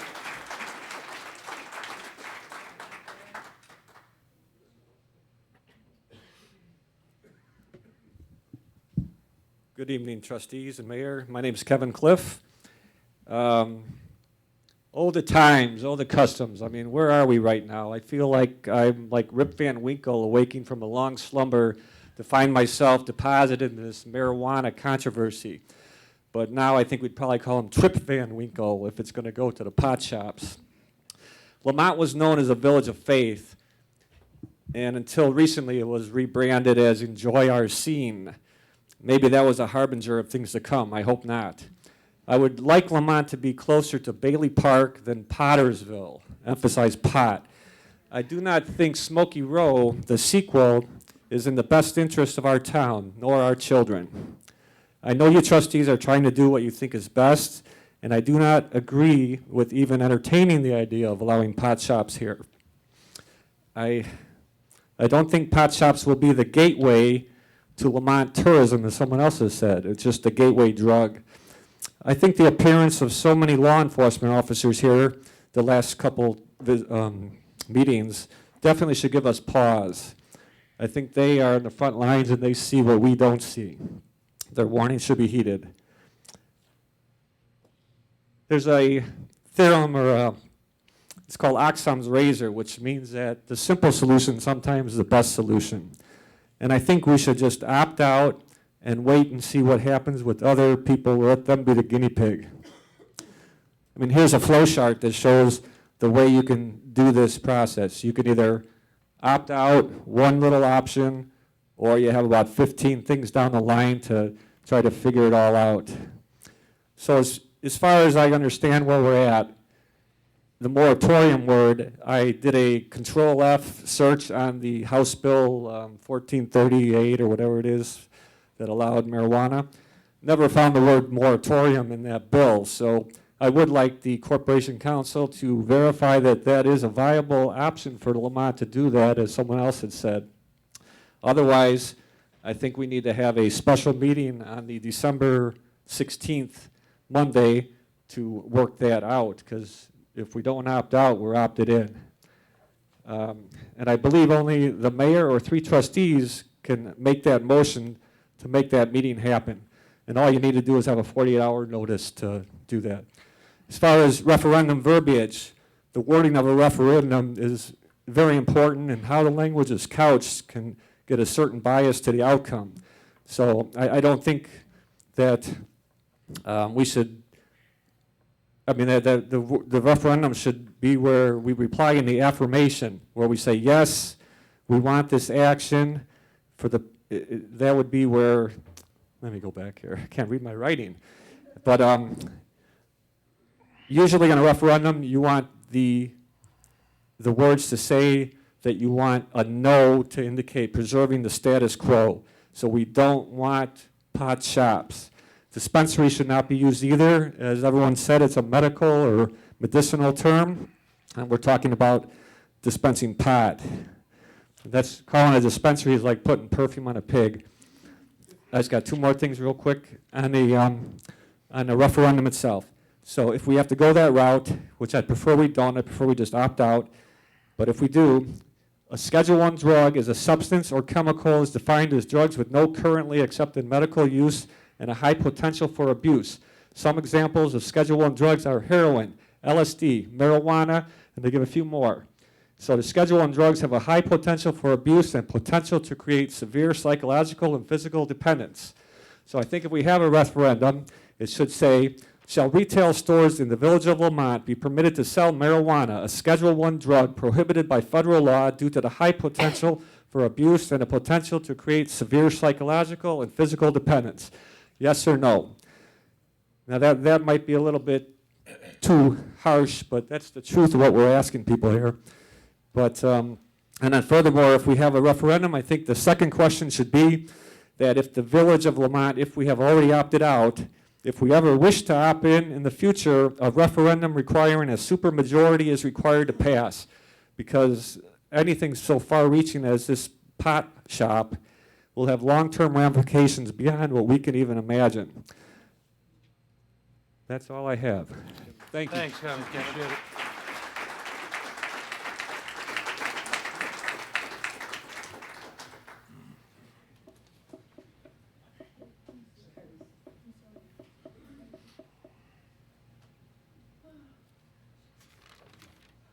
My name is Stephanie Kovacek. I understand the mayor was speaking to the SALT, which is acronym for the seniors and the police department working together. And this is what I was told was spoken by Mayor, that you were speaking to the seniors saying that there's a dispensary that's going to be established, but don't worry, seniors, it's going to be out of town. It won't be in the town, okay? Now, that was what was said, I don't know, a week ago or some time ago at the meeting. And then when you talk to the mayor, he says, well, you know, I'm really not for pot personally, maybe his family or whatever. But so that's what he says to folks like us, some of us anyway. And then I hear you turn around and talk like that to seniors, like it's a done deal, like it's over with, you already made up your mind. And irregardless, it's going to go in. And you're really, really scaring me very much, every single one of you. And you know, Rick, this is for you, too. I haven't seen you look at the speaker once this evening. But this is for you, too, okay? Yes, ma'am. Okay, thank you. You're really, really scaring me because you're not opting out like Naperville's opting out. And you can always opt in. You can always change your mind and go in. And wait for the referendum, wait to see what happens to the population and how that goes. And also, what comes out of your address, Mayor, it's all about money. That's what I said the last time I was up here. You've heard all the things that can go wrong in a community. You've heard all the statistics. You've heard people come up here with firsthand experience. You've heard the medical field come up here, doctors, nurses, everywhere. But for you And everyone else here, I'm not sure. I wish you would all tell us tonight how you feel about it. It's about the money. And I couldn't agree more with Al. He took the words right out of my mouth. Is this the only solution you have for police pension? You haven't thought of how else to balance the budget or to generate revenue? I mean, there's so many taxes that can go on. I just hope that you have Plan B. And I really, really, in my heart, don't feel you're sincere. I really feel that you've made up your mind already, especially since you're not voting to opt out. Thank you. Thanks, Stephanie.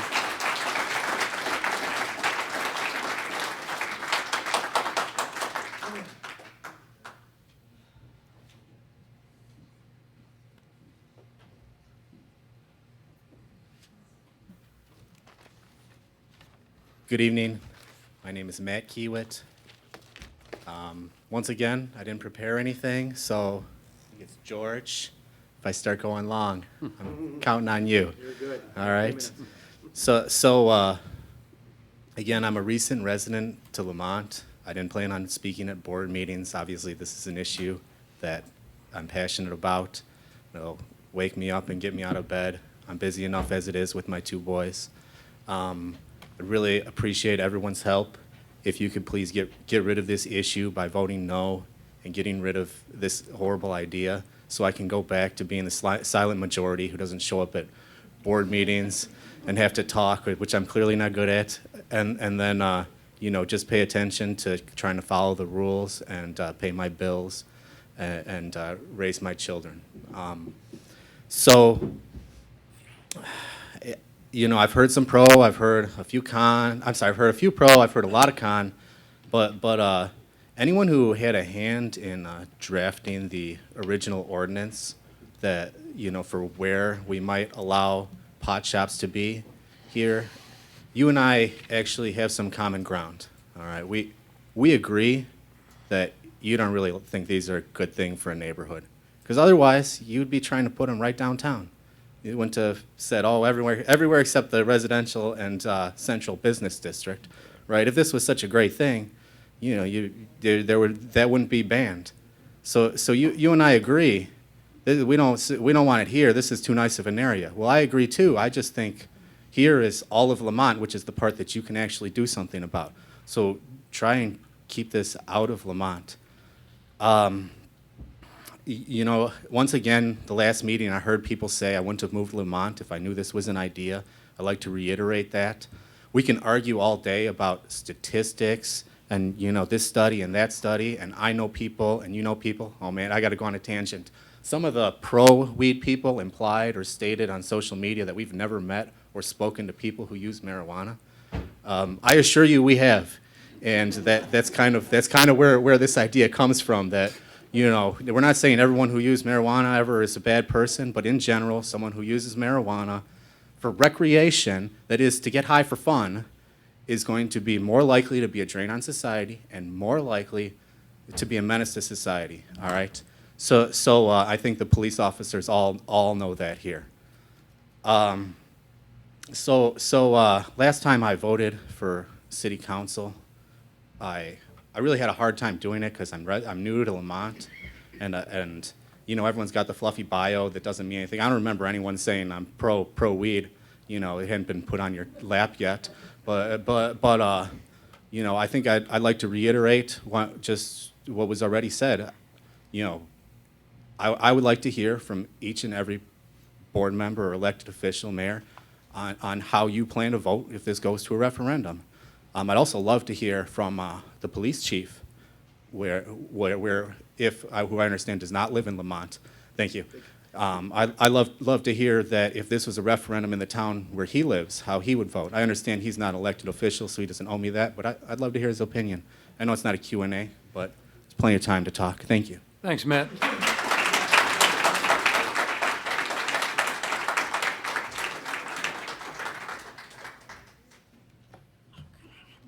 Hi, thanks, Mayor, and thanks, Board, for letting us all talk tonight. I wasn't planning on speaking at all, but this does get us all fired up a little bit.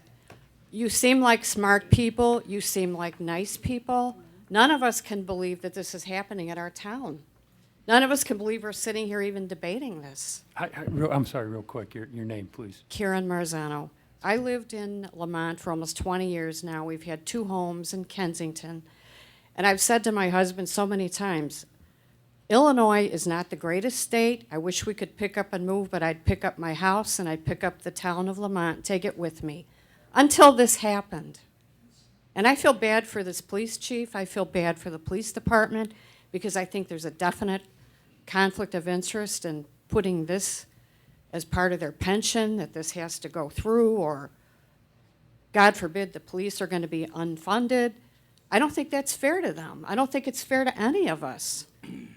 You know who else I don't think it's fair to? Businesses that are looking to come into here. Look at Target.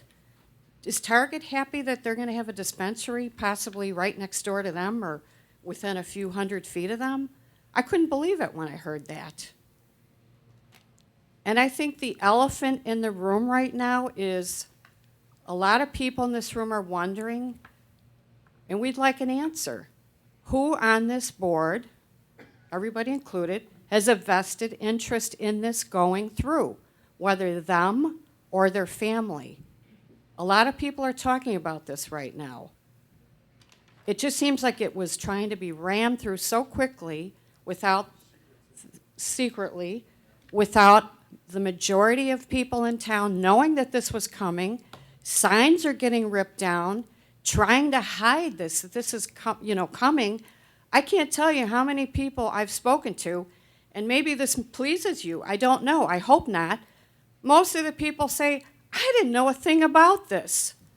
What the heck? I can't believe this. This can't be true.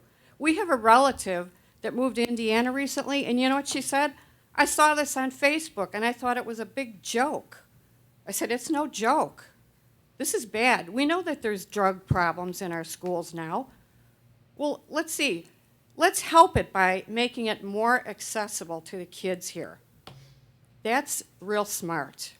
Like I said, you seem like smart people. You seem like nice people.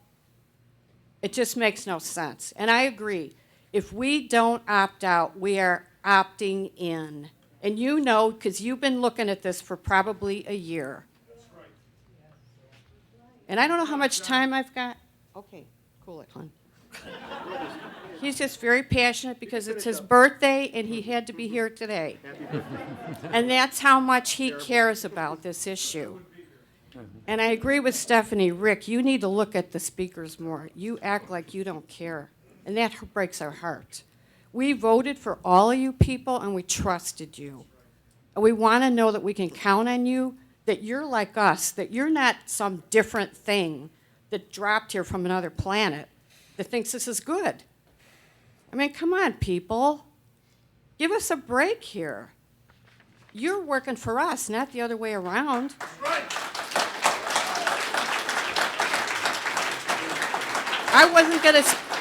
I wasn't gonna speak tonight, and I got myself started. I'm sorry. I didn't mean to be rude, but it is emotional, and I care about this town. I care a lot, or I wouldn't stand up here.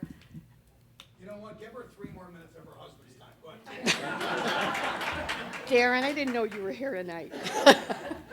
Anyway, I would like to hear each board member say how they're going to vote and if there's any vested interest in this project. I think we all have a right to know. That's right. Thank you. Thanks, Karen. And happy birthday.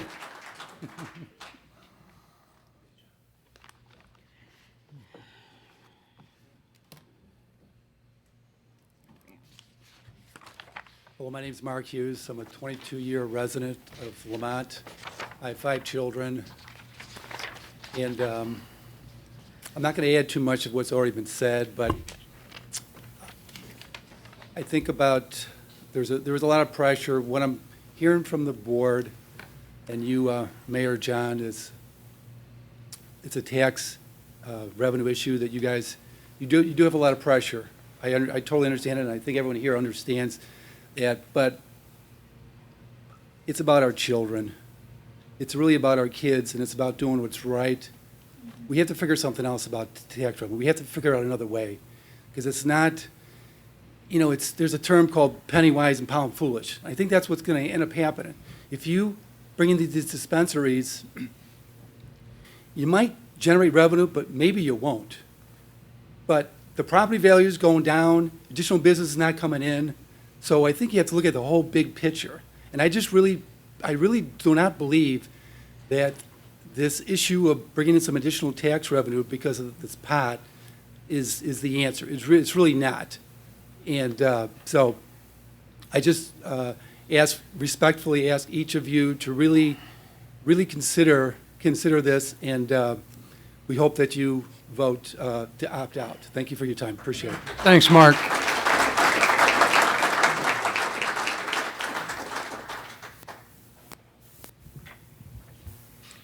All right, first off, I just want to express my appreciation for you guys opening this up for us to speak, and for your services rendered to this great town. Forgive me, I just took notes while people were talking, so I'm not super prepared. But my name's Kyle Kozlowski. I moved here with my wife and newborn son 6 months ago. I love the town as a whole. It's a great town. Marijuana has always been and always will be in Lamont. To miss out on the revenue opportunity is frankly absurd. We allow the sale of alcohol and tobacco to adults only. That will be the case for marijuana, adults only. I don't understand what this has to do with kids. Marijuana will be legalized for adults only. You aren't condoning that your kids use it. Whether it's sold here or the town over doesn't change the fact that it will be legal for those older than 21. So I have two questions, and these are rhetorical, but how many of you use or have used tobacco in your lifetime? How many of you use or have used alcohol in your lifetime? I just find the hypocrisy incomprehensible. Thanks, Kyle.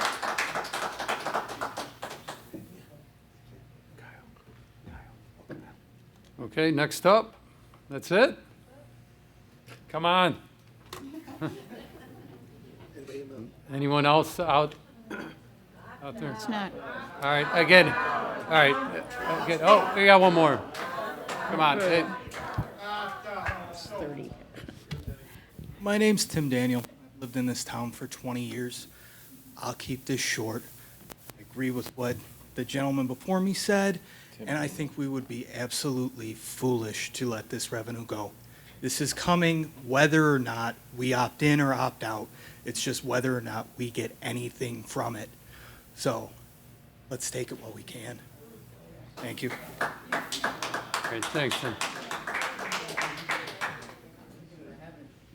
Hello, my name is Lawrence Dijak. I've lived here for 42 years. And we're talking about revenue. And earlier, and I'm only addressing this because of these two gentlemen, we're talking about $300,000 to $800,000, and there's a $10 million deficit. That's 3% to 8%. If 3%, you just raised the budget, what, 1.4%, I believe, for last year, or for the coming year? Tax levy. Tax levy, 1.4%, and we're talking 3 to 8%. That's beyond foolish. And there was a statistic last week in the Chicago Tribune, and there's police officers here, that the use of marijuana increases the accident toll by 103%. That was in the Tribune last week. That's all I have to say. But 3 to 8% revenue, and you're even debating this? That's beyond foolishness. Thanks, Lawrence.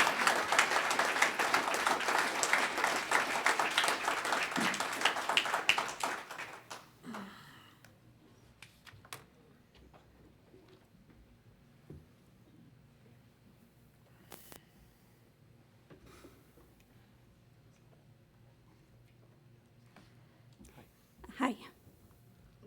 I'm Mary DeRoche. I've been a resident of Lamont for 19 years. Thank you for giving us this opportunity, and thank you for all that you do for this beautiful town. I'm the principal of a school. When people say they don't care whether people smoke or care. Because I care about kids and I care about families. And our school is on the outskirts. It's not in the center of town. So this could be something that could be walked to from our school. And being in a Catholic school, I know the trouble with needing money. I understand that. So I just think it's a temptation to solve the problems. But I just care a lot about people and I care a lot about kids. And I care about this town. It's hard for me to talk about this because I have 5 kids. And I have kids that have been tempted by this stuff, my own. And there's a lot of dangers there. And why put us there? I need you to protect us and protect our kids.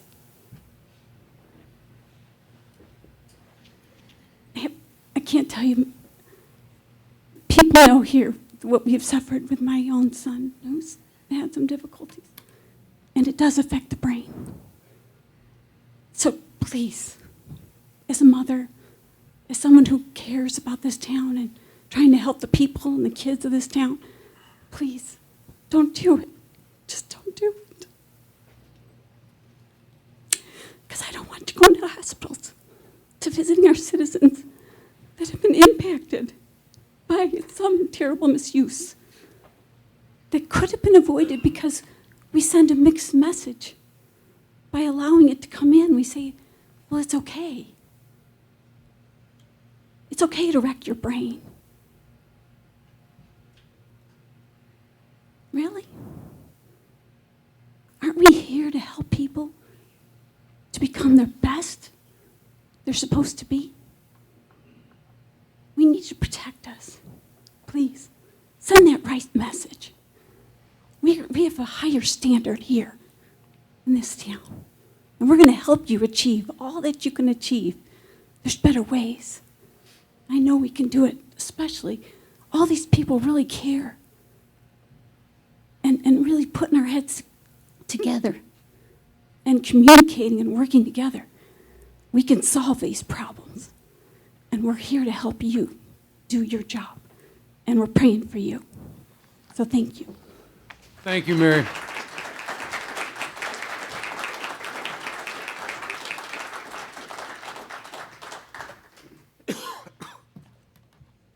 Okay. Oh, we have one more?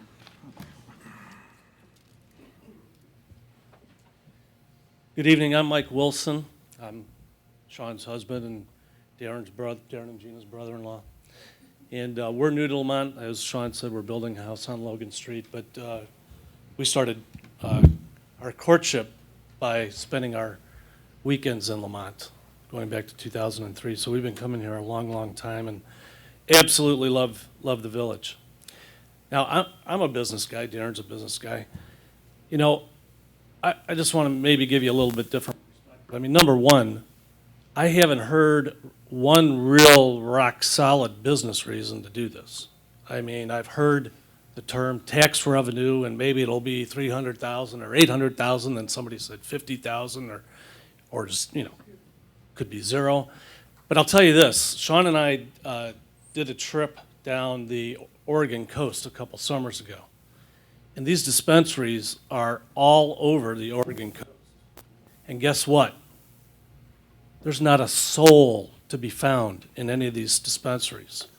They got more dope out there that they have to dump in the trash because they can't sell it.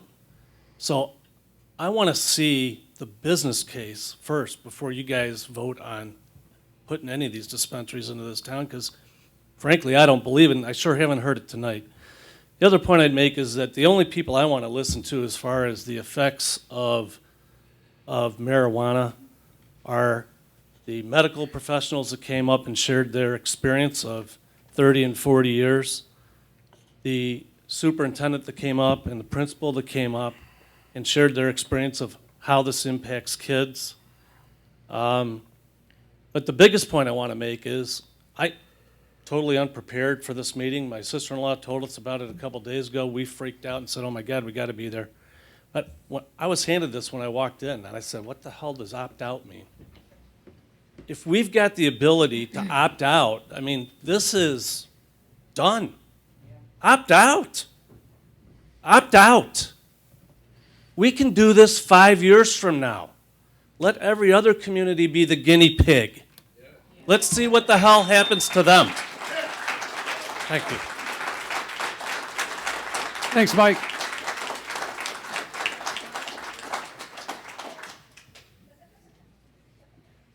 Sorry, I didn't have a speech written either, but just listening to everybody speak today, hello? Just a reminder, you are representing us. You're representing the people of Lamont. The people of Lamont has spoken. They don't want this. You can see how many people said no. You represent us. Your vote is based on what we're wanting. We elected you to speak for us. So please speak for us and opt out. That's right. Yeah. You're there to speak for us.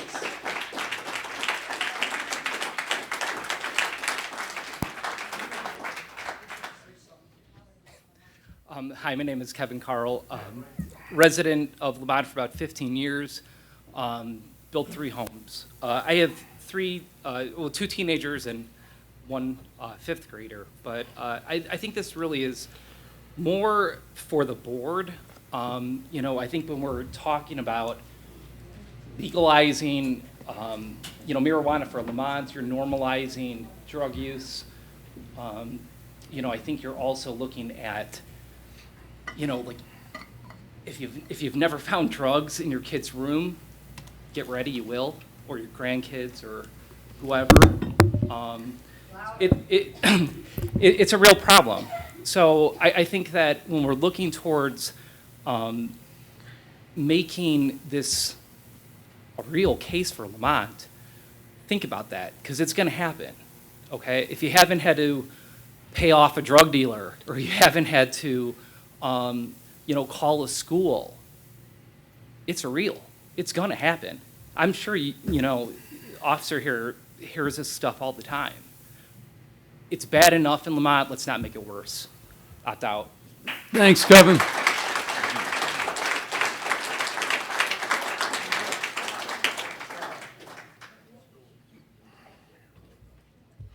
Leadership of Lamont, stewards of Lamont, the people have spoken, and they will continue to speak, whether it goes on the ballot or not. This is our reputation. Can we have your name real quick? My name is Dave Valenciano. This is a community. With a community comes a reputation and a standard, and who we want to be and who we want to reflect. Do we want this to be who we appear to be to the rest of our neighbors, neighboring communities, people visiting our community? We've got to ask ourselves that. Another rhetorical question.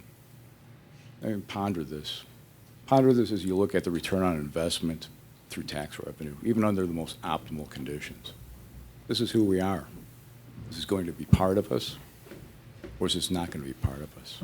Please ask that. And please opt out. I think it is really the right way at this time. Thank you for your consideration. Thanks, Ed.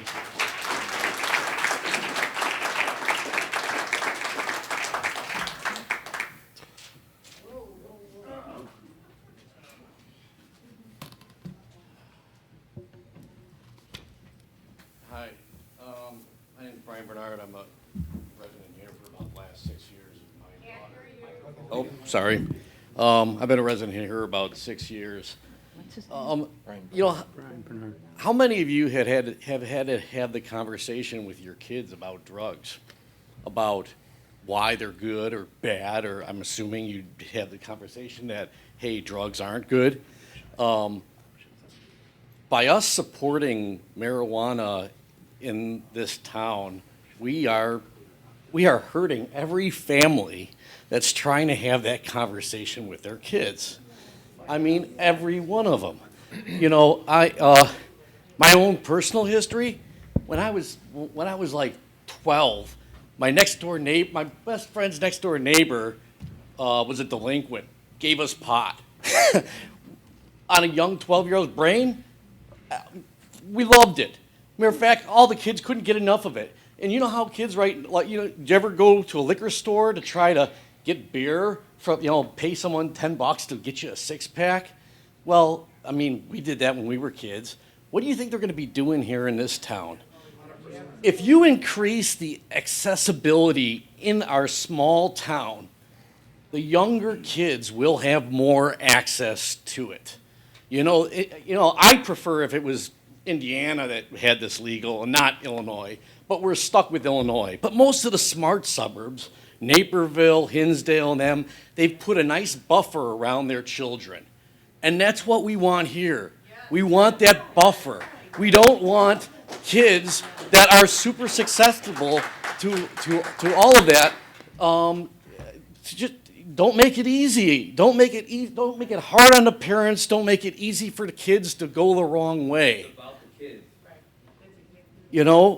Do the right thing. Screw the pennies. For a few beans, you're selling out the whole community.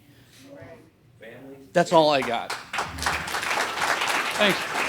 Thanks, Brian.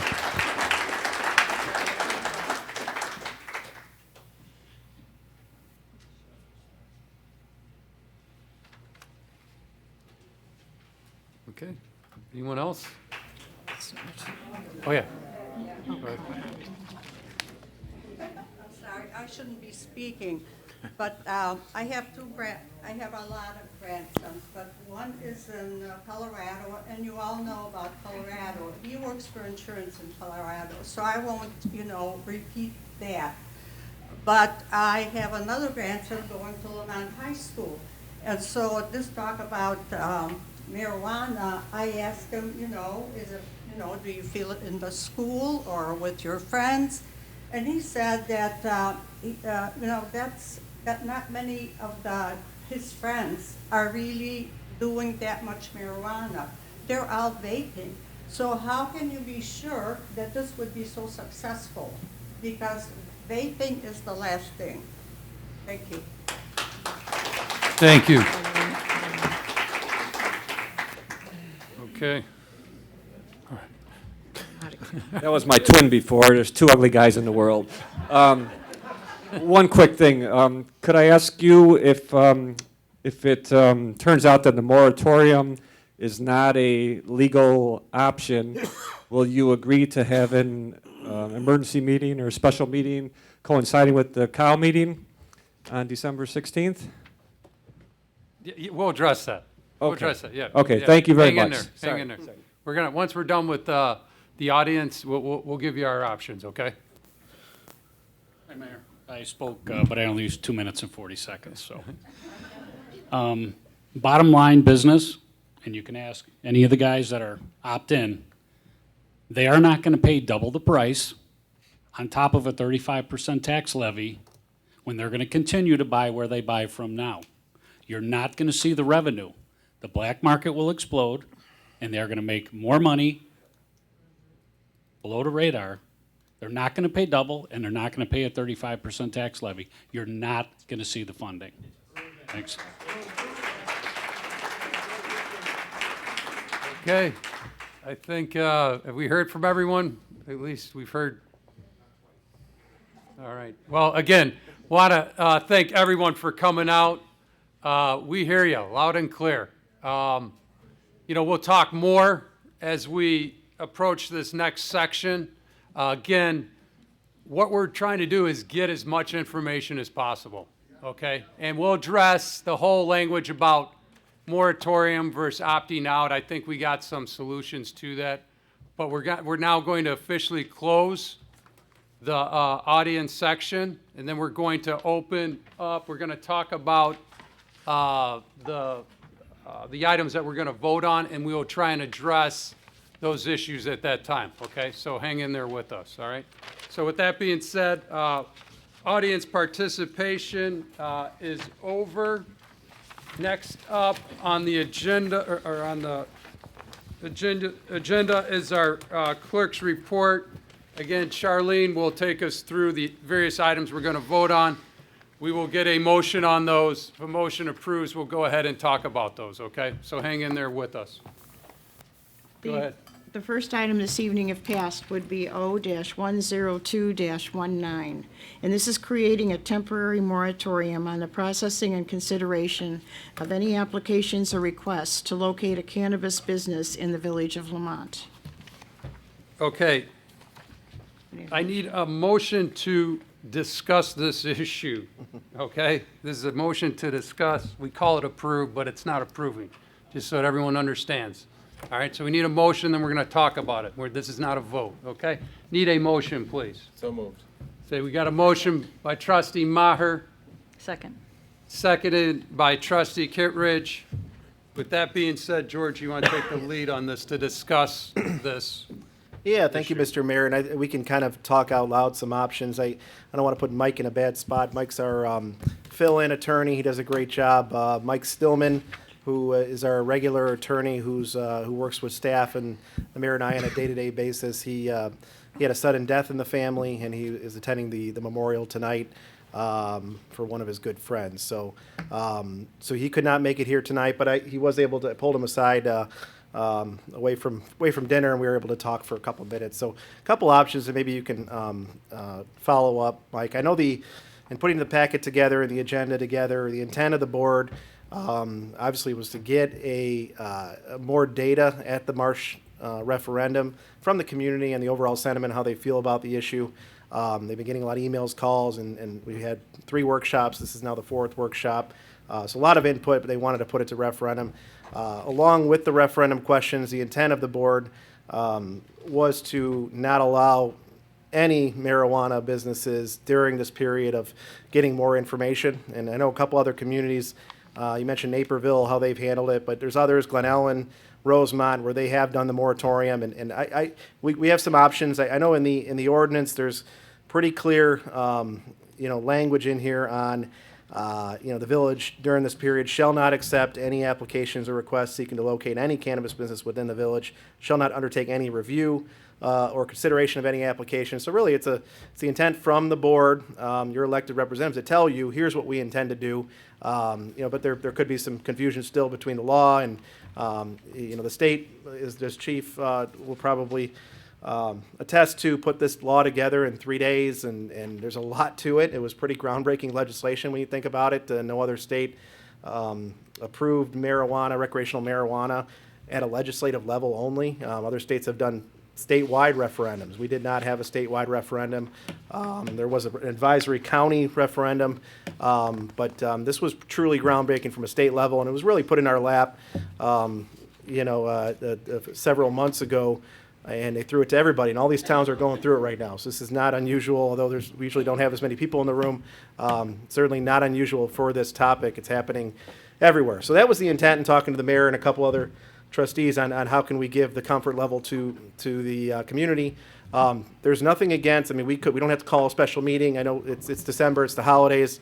Just thinking out loud, and maybe Mike can chime in, where the board could amend the ordinance to put clear opt-out language in it, and then the attorney and I tomorrow, or we can get that ordinance, execute it, and put it online. So we could talk through the mechanics of how that would work. Could we amend it to give the community more assurance that there's not going to be a marijuana business that slides under the radar here and comes on in, where truly the intent puts into practice? How could we do that, Mike? Mike, real quick, before Yes. you go. Again, I think the intention of what this quote-unquote moratorium was, at least in my eyes, was opting out till we get more information, okay? This is where I'm coming from. I'll go on record as far as how I feel. I don't have enough information today to approve marijuana, a dispensary, okay? And that's what we're trying to figure out, is more information. What does the public feel? We're going to get more information as January 1st passes. What are the revenues? I totally agree. Do we want to sit here and go through this for I think someone said, hey, we're going to spend, we're going to get pennies to spend dollars. No, that isn't it at all. I mean, we need something material. This is myself talking. I'm not going to speak for the rest of the board. We need to have, we do have a problem, and we do have a solution to address police pension, okay? The problem is that potentially we have a short window in opening a dispensary. I'm not saying we're going to do it. I want you to hear me out. There could be potentially a short window to make some money on it. Is it true or false? I don't know. We need to get more information, but I just want people to know where we're coming from, because it's very possible, it is possible, as more licenses open up, it could dilute the revenues for each town, okay? We've looked at Colorado. I'm a numbers guy. I've looked at the numbers. In Colorado, every month, the sales revenue went up $20 million each given year, okay? So on an annual basis, the revenues went up $20 million, okay, by each given year. And we could only use that as a basis, but that does not translate to a ton of money for Lamont as of right now. We don't know that. That's why we need more time to figure it out, okay? And that's where I'm coming from personally. I don't have enough information right now. And with that being said, I thought a moratorium was opting out. I think we'll get more information, come April. I think we'll get more information from the public on the referendum. And I encourage everyone, tell everyone, get out and vote, okay? And that's what, this is going to come down to. I feel like having a referendum is the chicken way of doing it, but we have we've had a lot of polarizing comments on both sides. And I get it, opting out in this room is the majority. I'm telling you, I've had enough emails to go the other way, okay? And I'm not saying right or wrong, okay? But a referendum will tell us, a referendum will give us more information, right? So a referendum will tell us the true picture of what everyone feels, okay? So with that being said, can we talk about a moratorium versus opt-out language? Yes, Mayor, and I appreciate you mentioning Mr. Stillman, because I know he's had discussions with members of the administration, and it's been talked about a lot, and the various options. So George mentioned time, right? The state has passed this. There's a deadline the first of the year that's coming up. What do you do to get things ready, or if you need more time to make a decision like Lamont is considering? So the moratorium would be on, you're giving notice to any applicants that might come in that you're not going to process or consider those applicants until you make a final decision on opt-out, opt-in. So our legal opinion is, by doing that, you're giving yourself time. You're not pinching yourself off from any route, whether it's a hard opt-out later. The moratorium has a deadline as it's drafted right now in the ordinance. You can always have another ordinance amend what you do tonight if you decide in short order you want to take a different direction, you want to do an open-ended moratorium. We can talk about how to craft that. But the moratorium was on, the way it's drafted, not considering any applications. As you sit here, there's no applications, my understanding, that the village has received. So you're giving them notice. If someone were to come in and all of a sudden it's January 1st, you haven't taken any action, do they have a vested right then to a decision? And what rules do you have in place? This gives you time to sort that out. You've given them notice. They don't have a vested right in anything until you've made a final decision. Okay, so just want to clarify that if we vote on opting out or this moratorium, that it truly is opting out, and that we will not.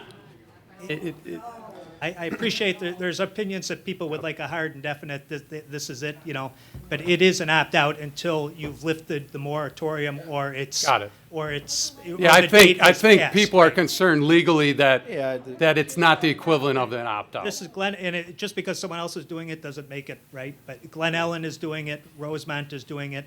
I appreciate someone talked to someone who talked to an attorney that they're doing it's different somewhere else. But we've looked at this, we've talked about it. It's our legal opinion that the moratorium, the way it's drafted tonight, is effective in giving notice to any applicant that comes in. You won't move on their application. You can't move on their application until the village has gathered more information, seen the results of the referendum, and made a decision whether to formally opt out forever or opt in. And I just want to know, excuse me, hey, please, please, we had audience participation, okay? Please let us get through this, okay? Please respect this process. So, just so I understand, because the gentleman brought up, hey, if because this is a moratorium and not an opt-out, that it would not apply to the unincorporated areas. I just want to make sure that what we're quote-unquote opting out or moratorium is the equivalent, so that we cannot have unincorporated areas, or they have to abide by the same rules as if we permanently opted out. That particular issue, I don't know if Mr. Stillman has looked at that or you've discussed we that. need to- I thought that was not addressed in the law. In They- other words, the 1.5 mile buffer zone was not addressed. And so therefore, we didn't know if it was going to be handled the same as zoning ordinances. Okay, so we need to look into that. The gentleman was correct, generally on the zoning principle, whether it applies to the cannabis situation, you're right. There's still a lot of But gray Mike, areas in this. Mike, Gorman who asked that unless the state law, and Chief, if you remember, actually mentions the Cannabis Act with unincorporated areas, as I understand the unincorporated zoning, if we get any request for zoning in the unincorporated areas, we always have the ability within a mile and a half to make a request to the county board, whether DuPage, Will, or Cook, do not approve that development, similar to what we had with McMahon. So it's reactive. It's a request. You would get notice. Yeah, we if get something notice, came and up. we can request the board to turn down the cannabis establishment in unincorporated, but is not a for sure. They can it's just a request. They might be So it's- county jurisdiction, you're Yes, correct, they right. might take that. So Now, no proactive legalities need to be done on our part in order to ensure, because at the end of the day, it's up to the county You board. can't ensure that anyway, John. Yeah. That's my Okay. understanding is. That All right, was- we'll look into it. Correct. Mike, That I was the think Mike Gorman, misunderstand- you brought that up, so, yeah. Okay. Yeah. Okay, John, as far as we know, Palis Park is not opting out? correct. We have not heard anything. There are communities out there that have not gone through the workshop. I mean, we've done 3 or 4 of these now. There are communities who are staying silent on it. So they're kind of testing the law, what happens if. So if they stay silent, they're in. You're in.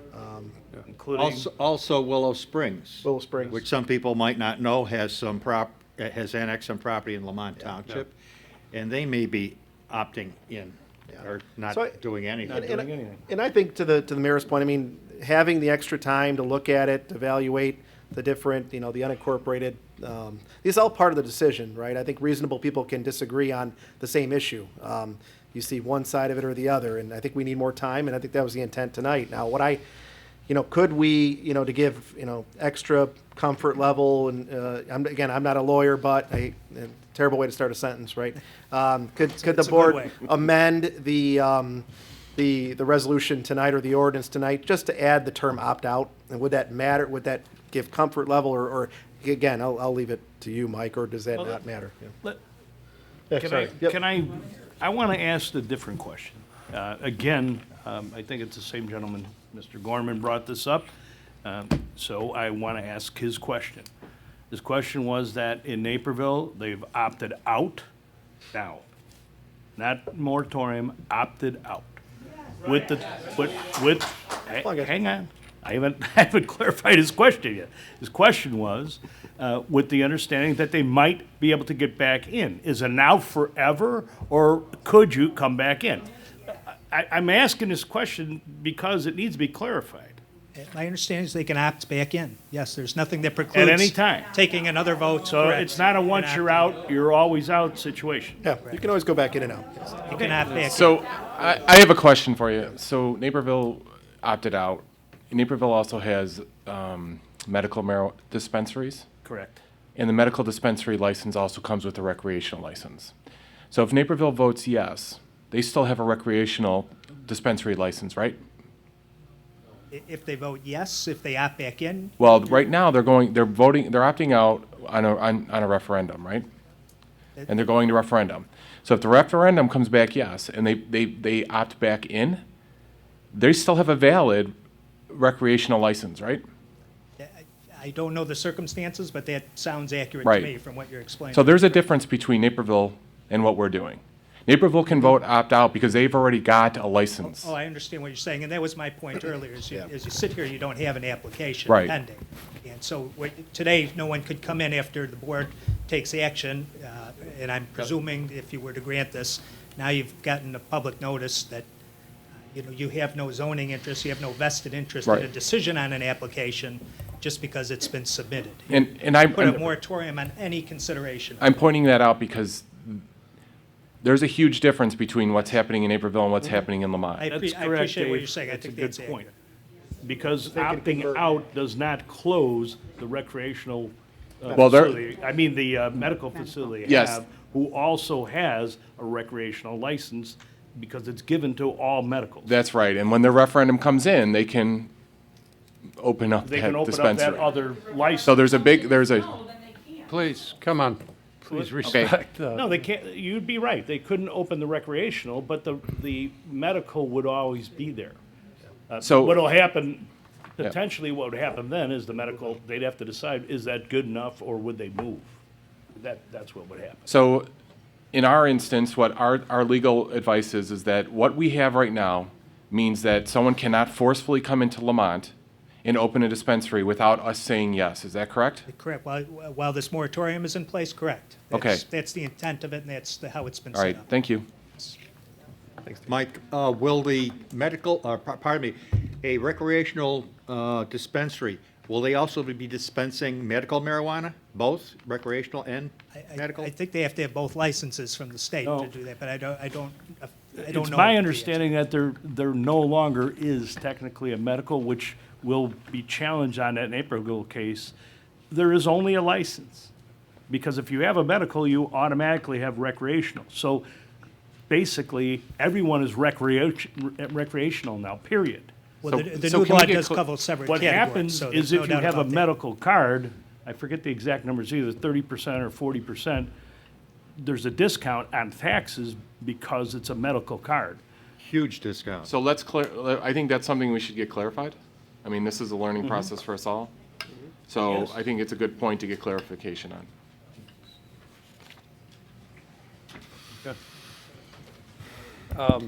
Just, John, I don't know, I'm willing to give my opinion as well. So, since people are asking, when this came up in Lamont, we decided that we would go through and do a question and answer.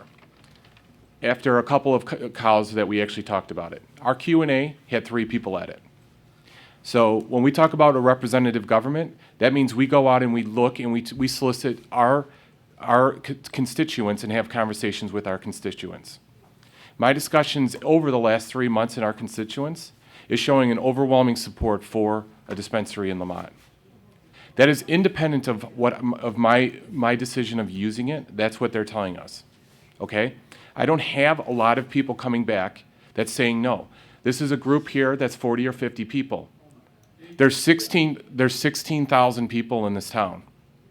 So just because someone is a yes vote doesn't mean that they have to come to this event. This is a representative government, and they're talking to us and giving us our opinion, just like you are coming into this board and giving us your opinion. I'm telling you what my opinion is. This board then went in and said, we want to go in and put the rules around how we will govern, irrelevant of whether or not we were going to allow a license in, how we were going to govern for it. That was what the planning and zoning was for. That was one step of our governing of the license. The other step was going in and making it a special use area, which means they have to come through to the planning and zoning and to the village board to get approval. That's 2 more approvals. Then we also talked about having a commission similar to a liquor commission, which would require a 3rd approval. So the planning that we did was to put the foundation in. That's what we're putting a hold on right now, is that foundation. That foundation didn't include 1 or 2 or 3 medical marijuana dispensaries or recreational dispensaries. It was a foundation for it. That's what I supported when we talked about it, when we came here, when we had 3 people show up. That's what I supported with the village. We are now going to a referendum to let everyone vote on it. I'm looking for more information as well, but right now my vote's a yes. And my vote's a yes because the state actually is saying it's illegal. So we don't control whether it's going to be in our communities or not, whether it's going to be in our schools or not. We don't control whether or not it's going to be in our city or in our states. What we control is a dispensary. What we don't know is what the safety is going to be on the dispensary. We don't know what the entrance and the exits are going to be on there.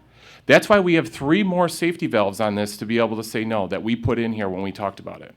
So I appreciate your opinion, and I hope you appreciate the opinion I'm giving you because you've asked for it.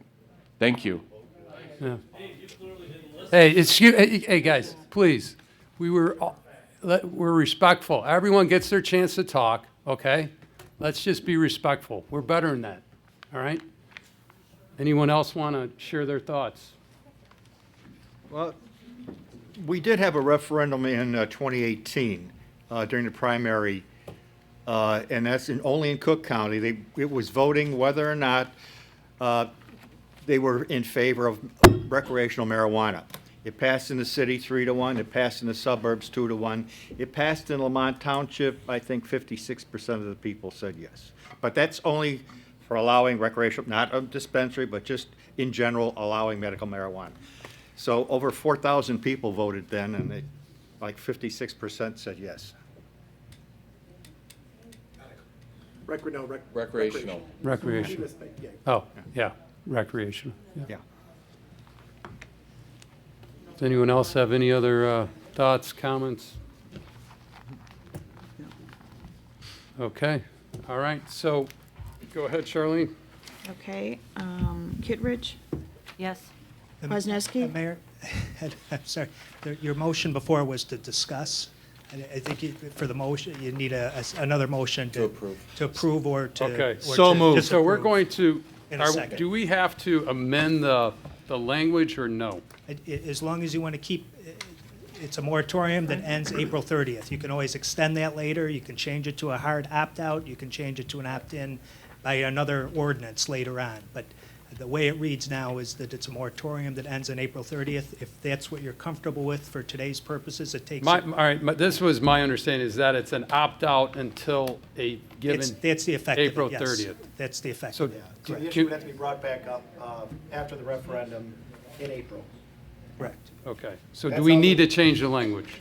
I don't believe you need to change the don't language. think- Okay, all right, so, okay. So you would need a motion to pass the ordinance and a second. Okay, Trustee Stapleton made the motion Yeah, I to so adopt moved, it. yeah. We need a second. Second.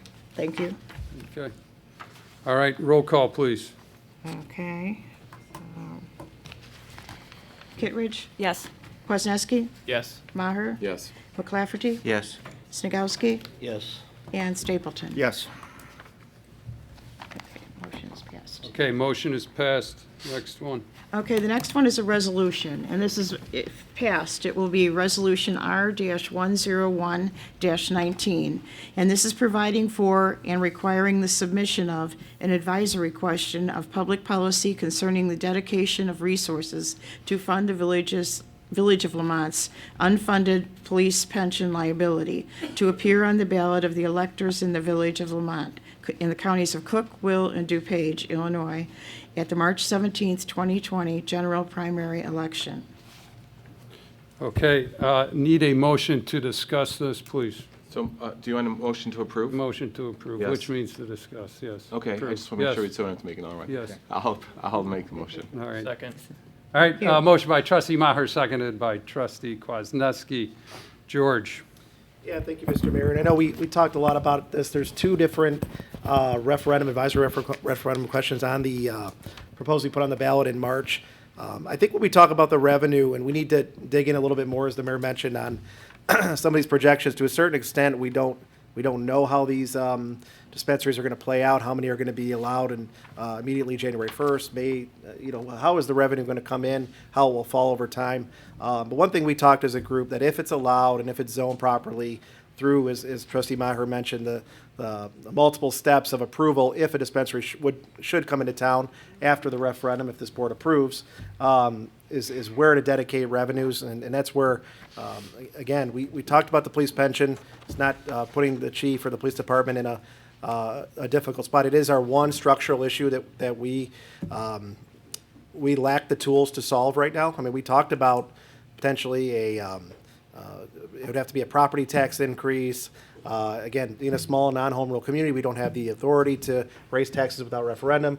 I think one area we talked about with cannabis, if there was a dispensary, the money would be devoted to the unfunded liability. So I don't know if you want to say anything more on that. You know, just to address, I think, Terry, you brought it up. You know, is this unfair? It has nothing to do with targeting the police pension. The problem is that we know what our bond payments are. We're going to be able to reduce our bond payments, our entire bond outstanding debt. I believe, correct me if I'm wrong, Chris, the numbers I have in front of me is close to $30 million in bonded debt. Over the next 5 years, so that's 30 out of the 40 some odd million I was talking about is bonded debt. Those are fixed payments. We'll be able to reduce that approximately in half over the next 5 years is what I recall, okay? So that is the plan of reducing 30 out of the $40 million of debt. We got $10 million in police pension debt. I'm sorry, in total pension debt. That is a unknown because it's all based on market returns and how much we have in each given either equity bonds. Just so people understand, we invested $1.2 million. The actuaries told us to invest $800,000 last year. We put in 50% more of that. We put in $1.2 million. What happened? Our unfunded police pension went up again, okay? So when we say, do we have a plan? Yes, we have a plan, but the plan isn't going to kick in until we get rid of a lot of our bonded debt, which is going to be 5 or 6 years, okay? So we have to kick the can on police pension for about 5 or 6 years. Our unfunded continues to go up dramatically each year, okay? We don't have it in the budget to put in $1.2 million as of right now. We have in the budget how much? Approximately $850 or $900? Okay. Again, we don't know what the market's going to do. If the market goes gangbusters, we might actually eat into it. But if it does not, then we can go the other way. If we have a recession, it can go the other way extremely hard, okay? That's what we're dealing with, unknowns, because we don't know what the market's going to do. So do we have a plan? Yes. The plan is, in the short term, pay down debt. And in the short term, we cannot hire any more personnel. We have to go to, for instance, if we have another police officer retire, unfortunately, we have to go to part-time police officers because we cannot afford the pension debt, okay? So that's the plan behind it. I just want to make sure, clarify, Terry, when you say we don't have a plan, just want to make sure we have a plan, okay? So we have the ability to do that. The problem is that it's 5 or 6 years down the road, which means we're going to be running unfunded at least 10 million going forward for 5 or 6 years. Again, this is not, and I'm not saying, you know, hey, look at us, we're in the same shape as everyone else. Our police pension is funded over 70%, okay? In Illinois, that's outstanding. In my world, as a CPA finance person, I'm like, that's 30% off. We should be closer to 100% because that's what other states are. For instance, the entire state, all suburban, downstate police pensions are in the low 50s, okay? Low 50% funded. So we're in better shape than everyone else, but still we're 30% off. So those are the plans we have with being able to address, and that's why we're addressing specifically the police pension, is that it is a big unknown. And we just don't want this money just to go into the general fund. We want it to specifically, if it does pass, to specifically go to police pension. If it's not material and we don't wind up, passing for, putting in a dispensary, we have the ability to make it up, but it's going to be 5 or 6 years down the road. Okay, just so people understand that. We do have the ability to increase taxes.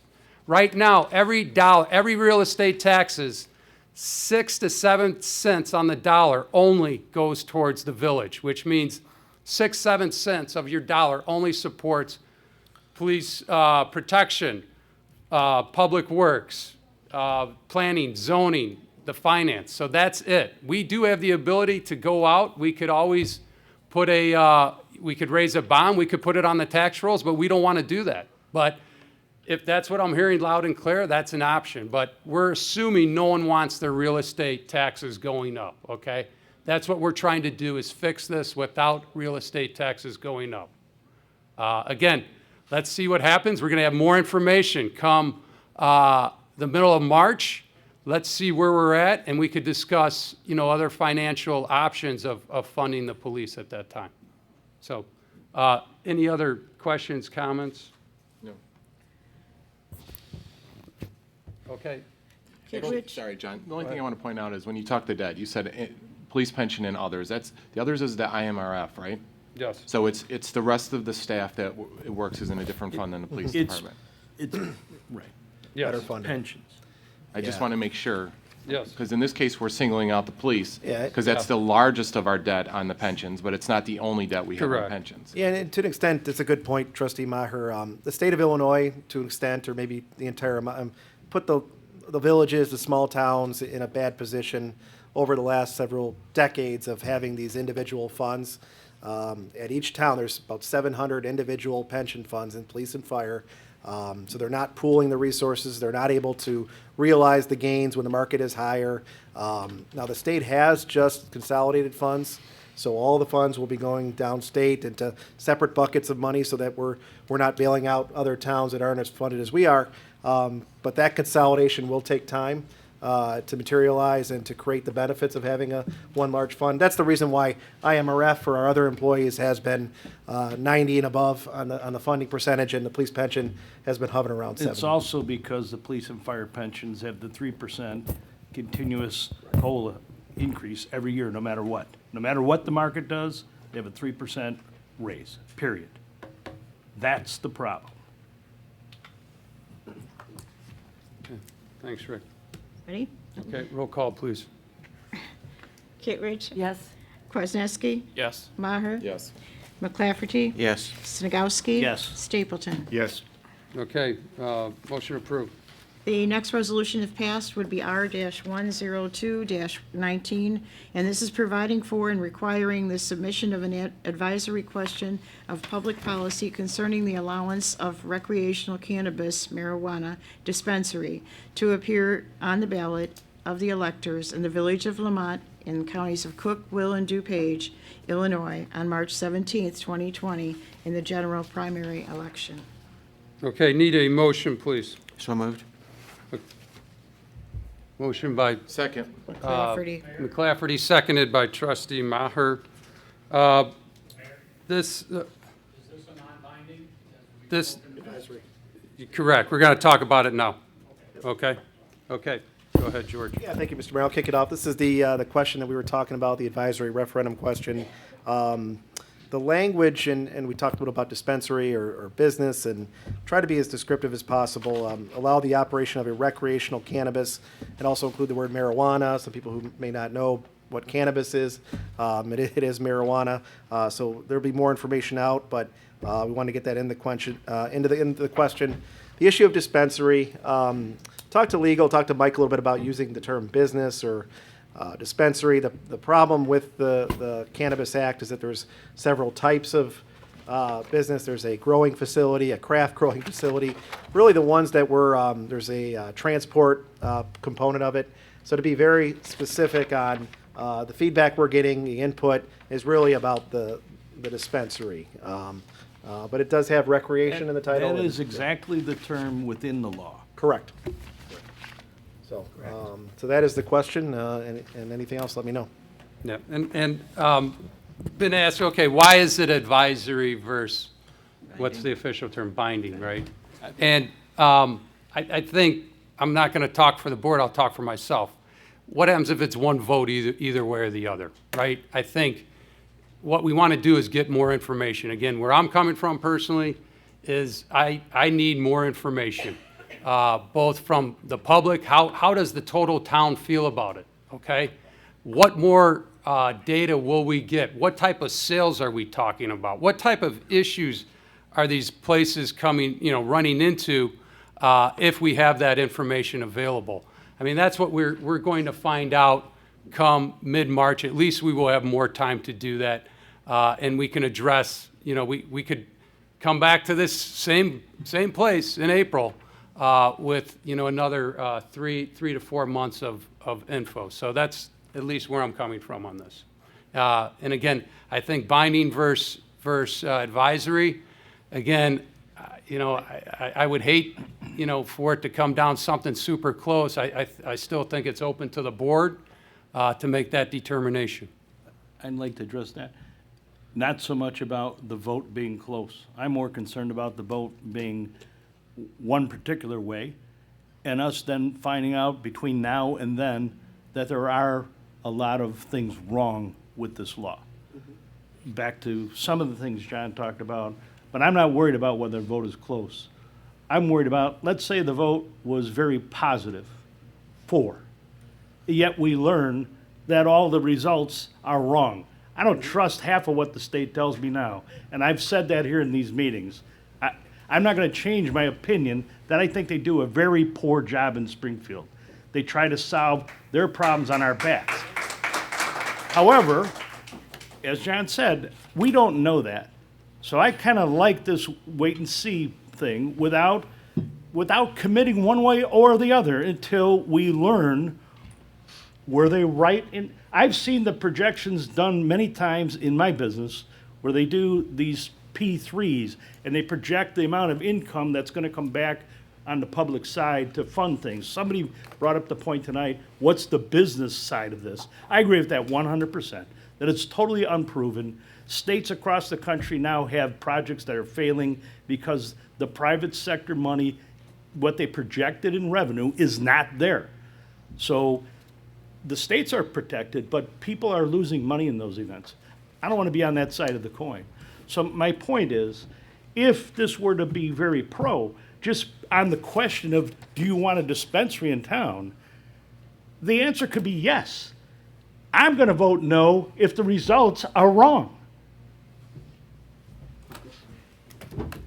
That's where I sit on it. I don't know. I don't believe them. I got a chance here to wait and see. Let's wait and see. Okay. Okay.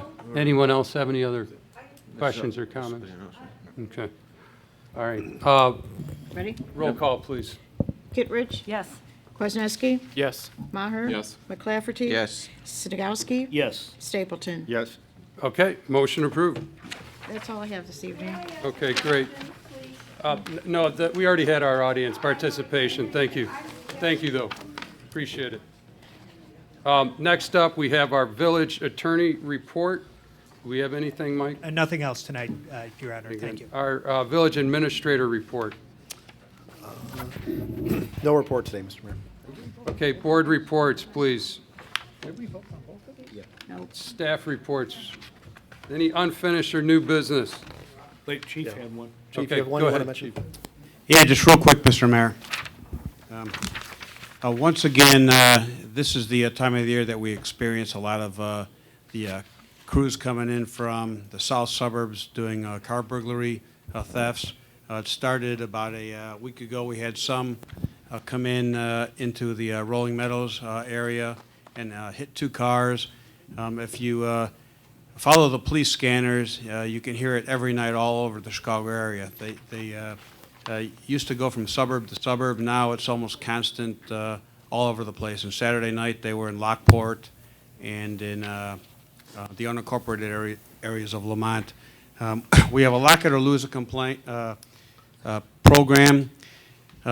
If you look at the methodology of these crews, they come in and they drop off about 5 or 6 guys right off the interstate, and typically in the subdivisions that border interstates, and they'll only hit cars that are unlocked, and if there's keys in them, they'll steal the cars. They utilize stolen cars almost exclusively because they know that we track them on the license plate reader cameras, and they're getting very sophisticated. There used to be about 2 or 3 crews that ran around the Chicago area. Now there's about 30 crews. They operate with impunity. The Cook County prosecutor believes that they're nonviolent property crimes, so that there's really little consequence to them. But what is 100% effective is locking your doors and locking your garages. What we see a lot lately is folks who they have unlocked cars in the driveway because there's nothing in them to steal, but they have a garage door opener. So the thieves will break in, they'll open the garage door, and in the garage will be a car with keys in it, and they'll steal that car. And we've had probably 3 or 4 cars stolen in the last year here in Lamont. But please spread the word to your neighbors. We've dropped off pamphlets. This is our Lock It or Lose It PSA.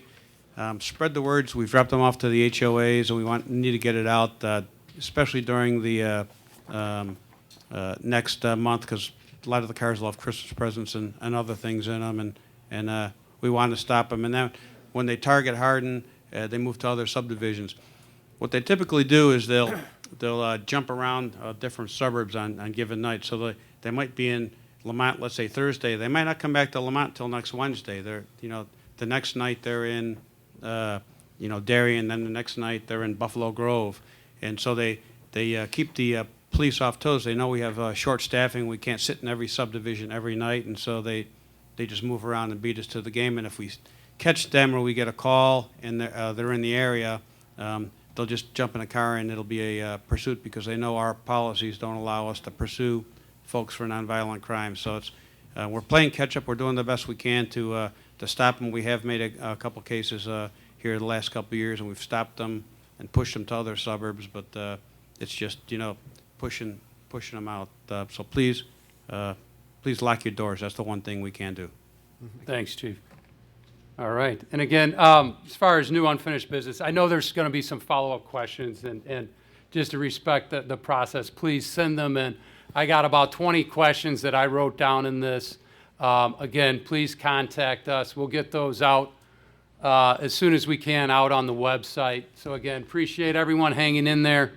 Appreciate everyone voicing their opinion. I know we have some more thoughts and people that want to reach out. Please do so, and we'll address those via the Q&A. So with that being said, we need to go into executive session. I need a motion to go into executive session to discuss Chapter 5 ILCS of the Open Meetings Act 120 regarding real estate purchase or lease 2C5, as well as, that's the only one. We're scratching the personnel. With that being said, I need a motion, please. So moved. Okay, we have a motion by Trustee Stapleton, seconded by Trustee McClafferty to go into executive session. Roll call, please. Kittredge? Yes. Kwasniewski? Yes. Maher? Yes. McClafferty? Yes. Snagowski? Yes. Stapleton? Yes. Okay, motion approved. We will go into executive session. We'll clear out the public part of this. After executive session, we'll open back up to close the public meeting. Are we expecting any decision from? Nope. So we're not expecting any vote to be taken regarding matters in executive session. So again, this ends the open part of our meeting. Again, want to thank everyone for coming out.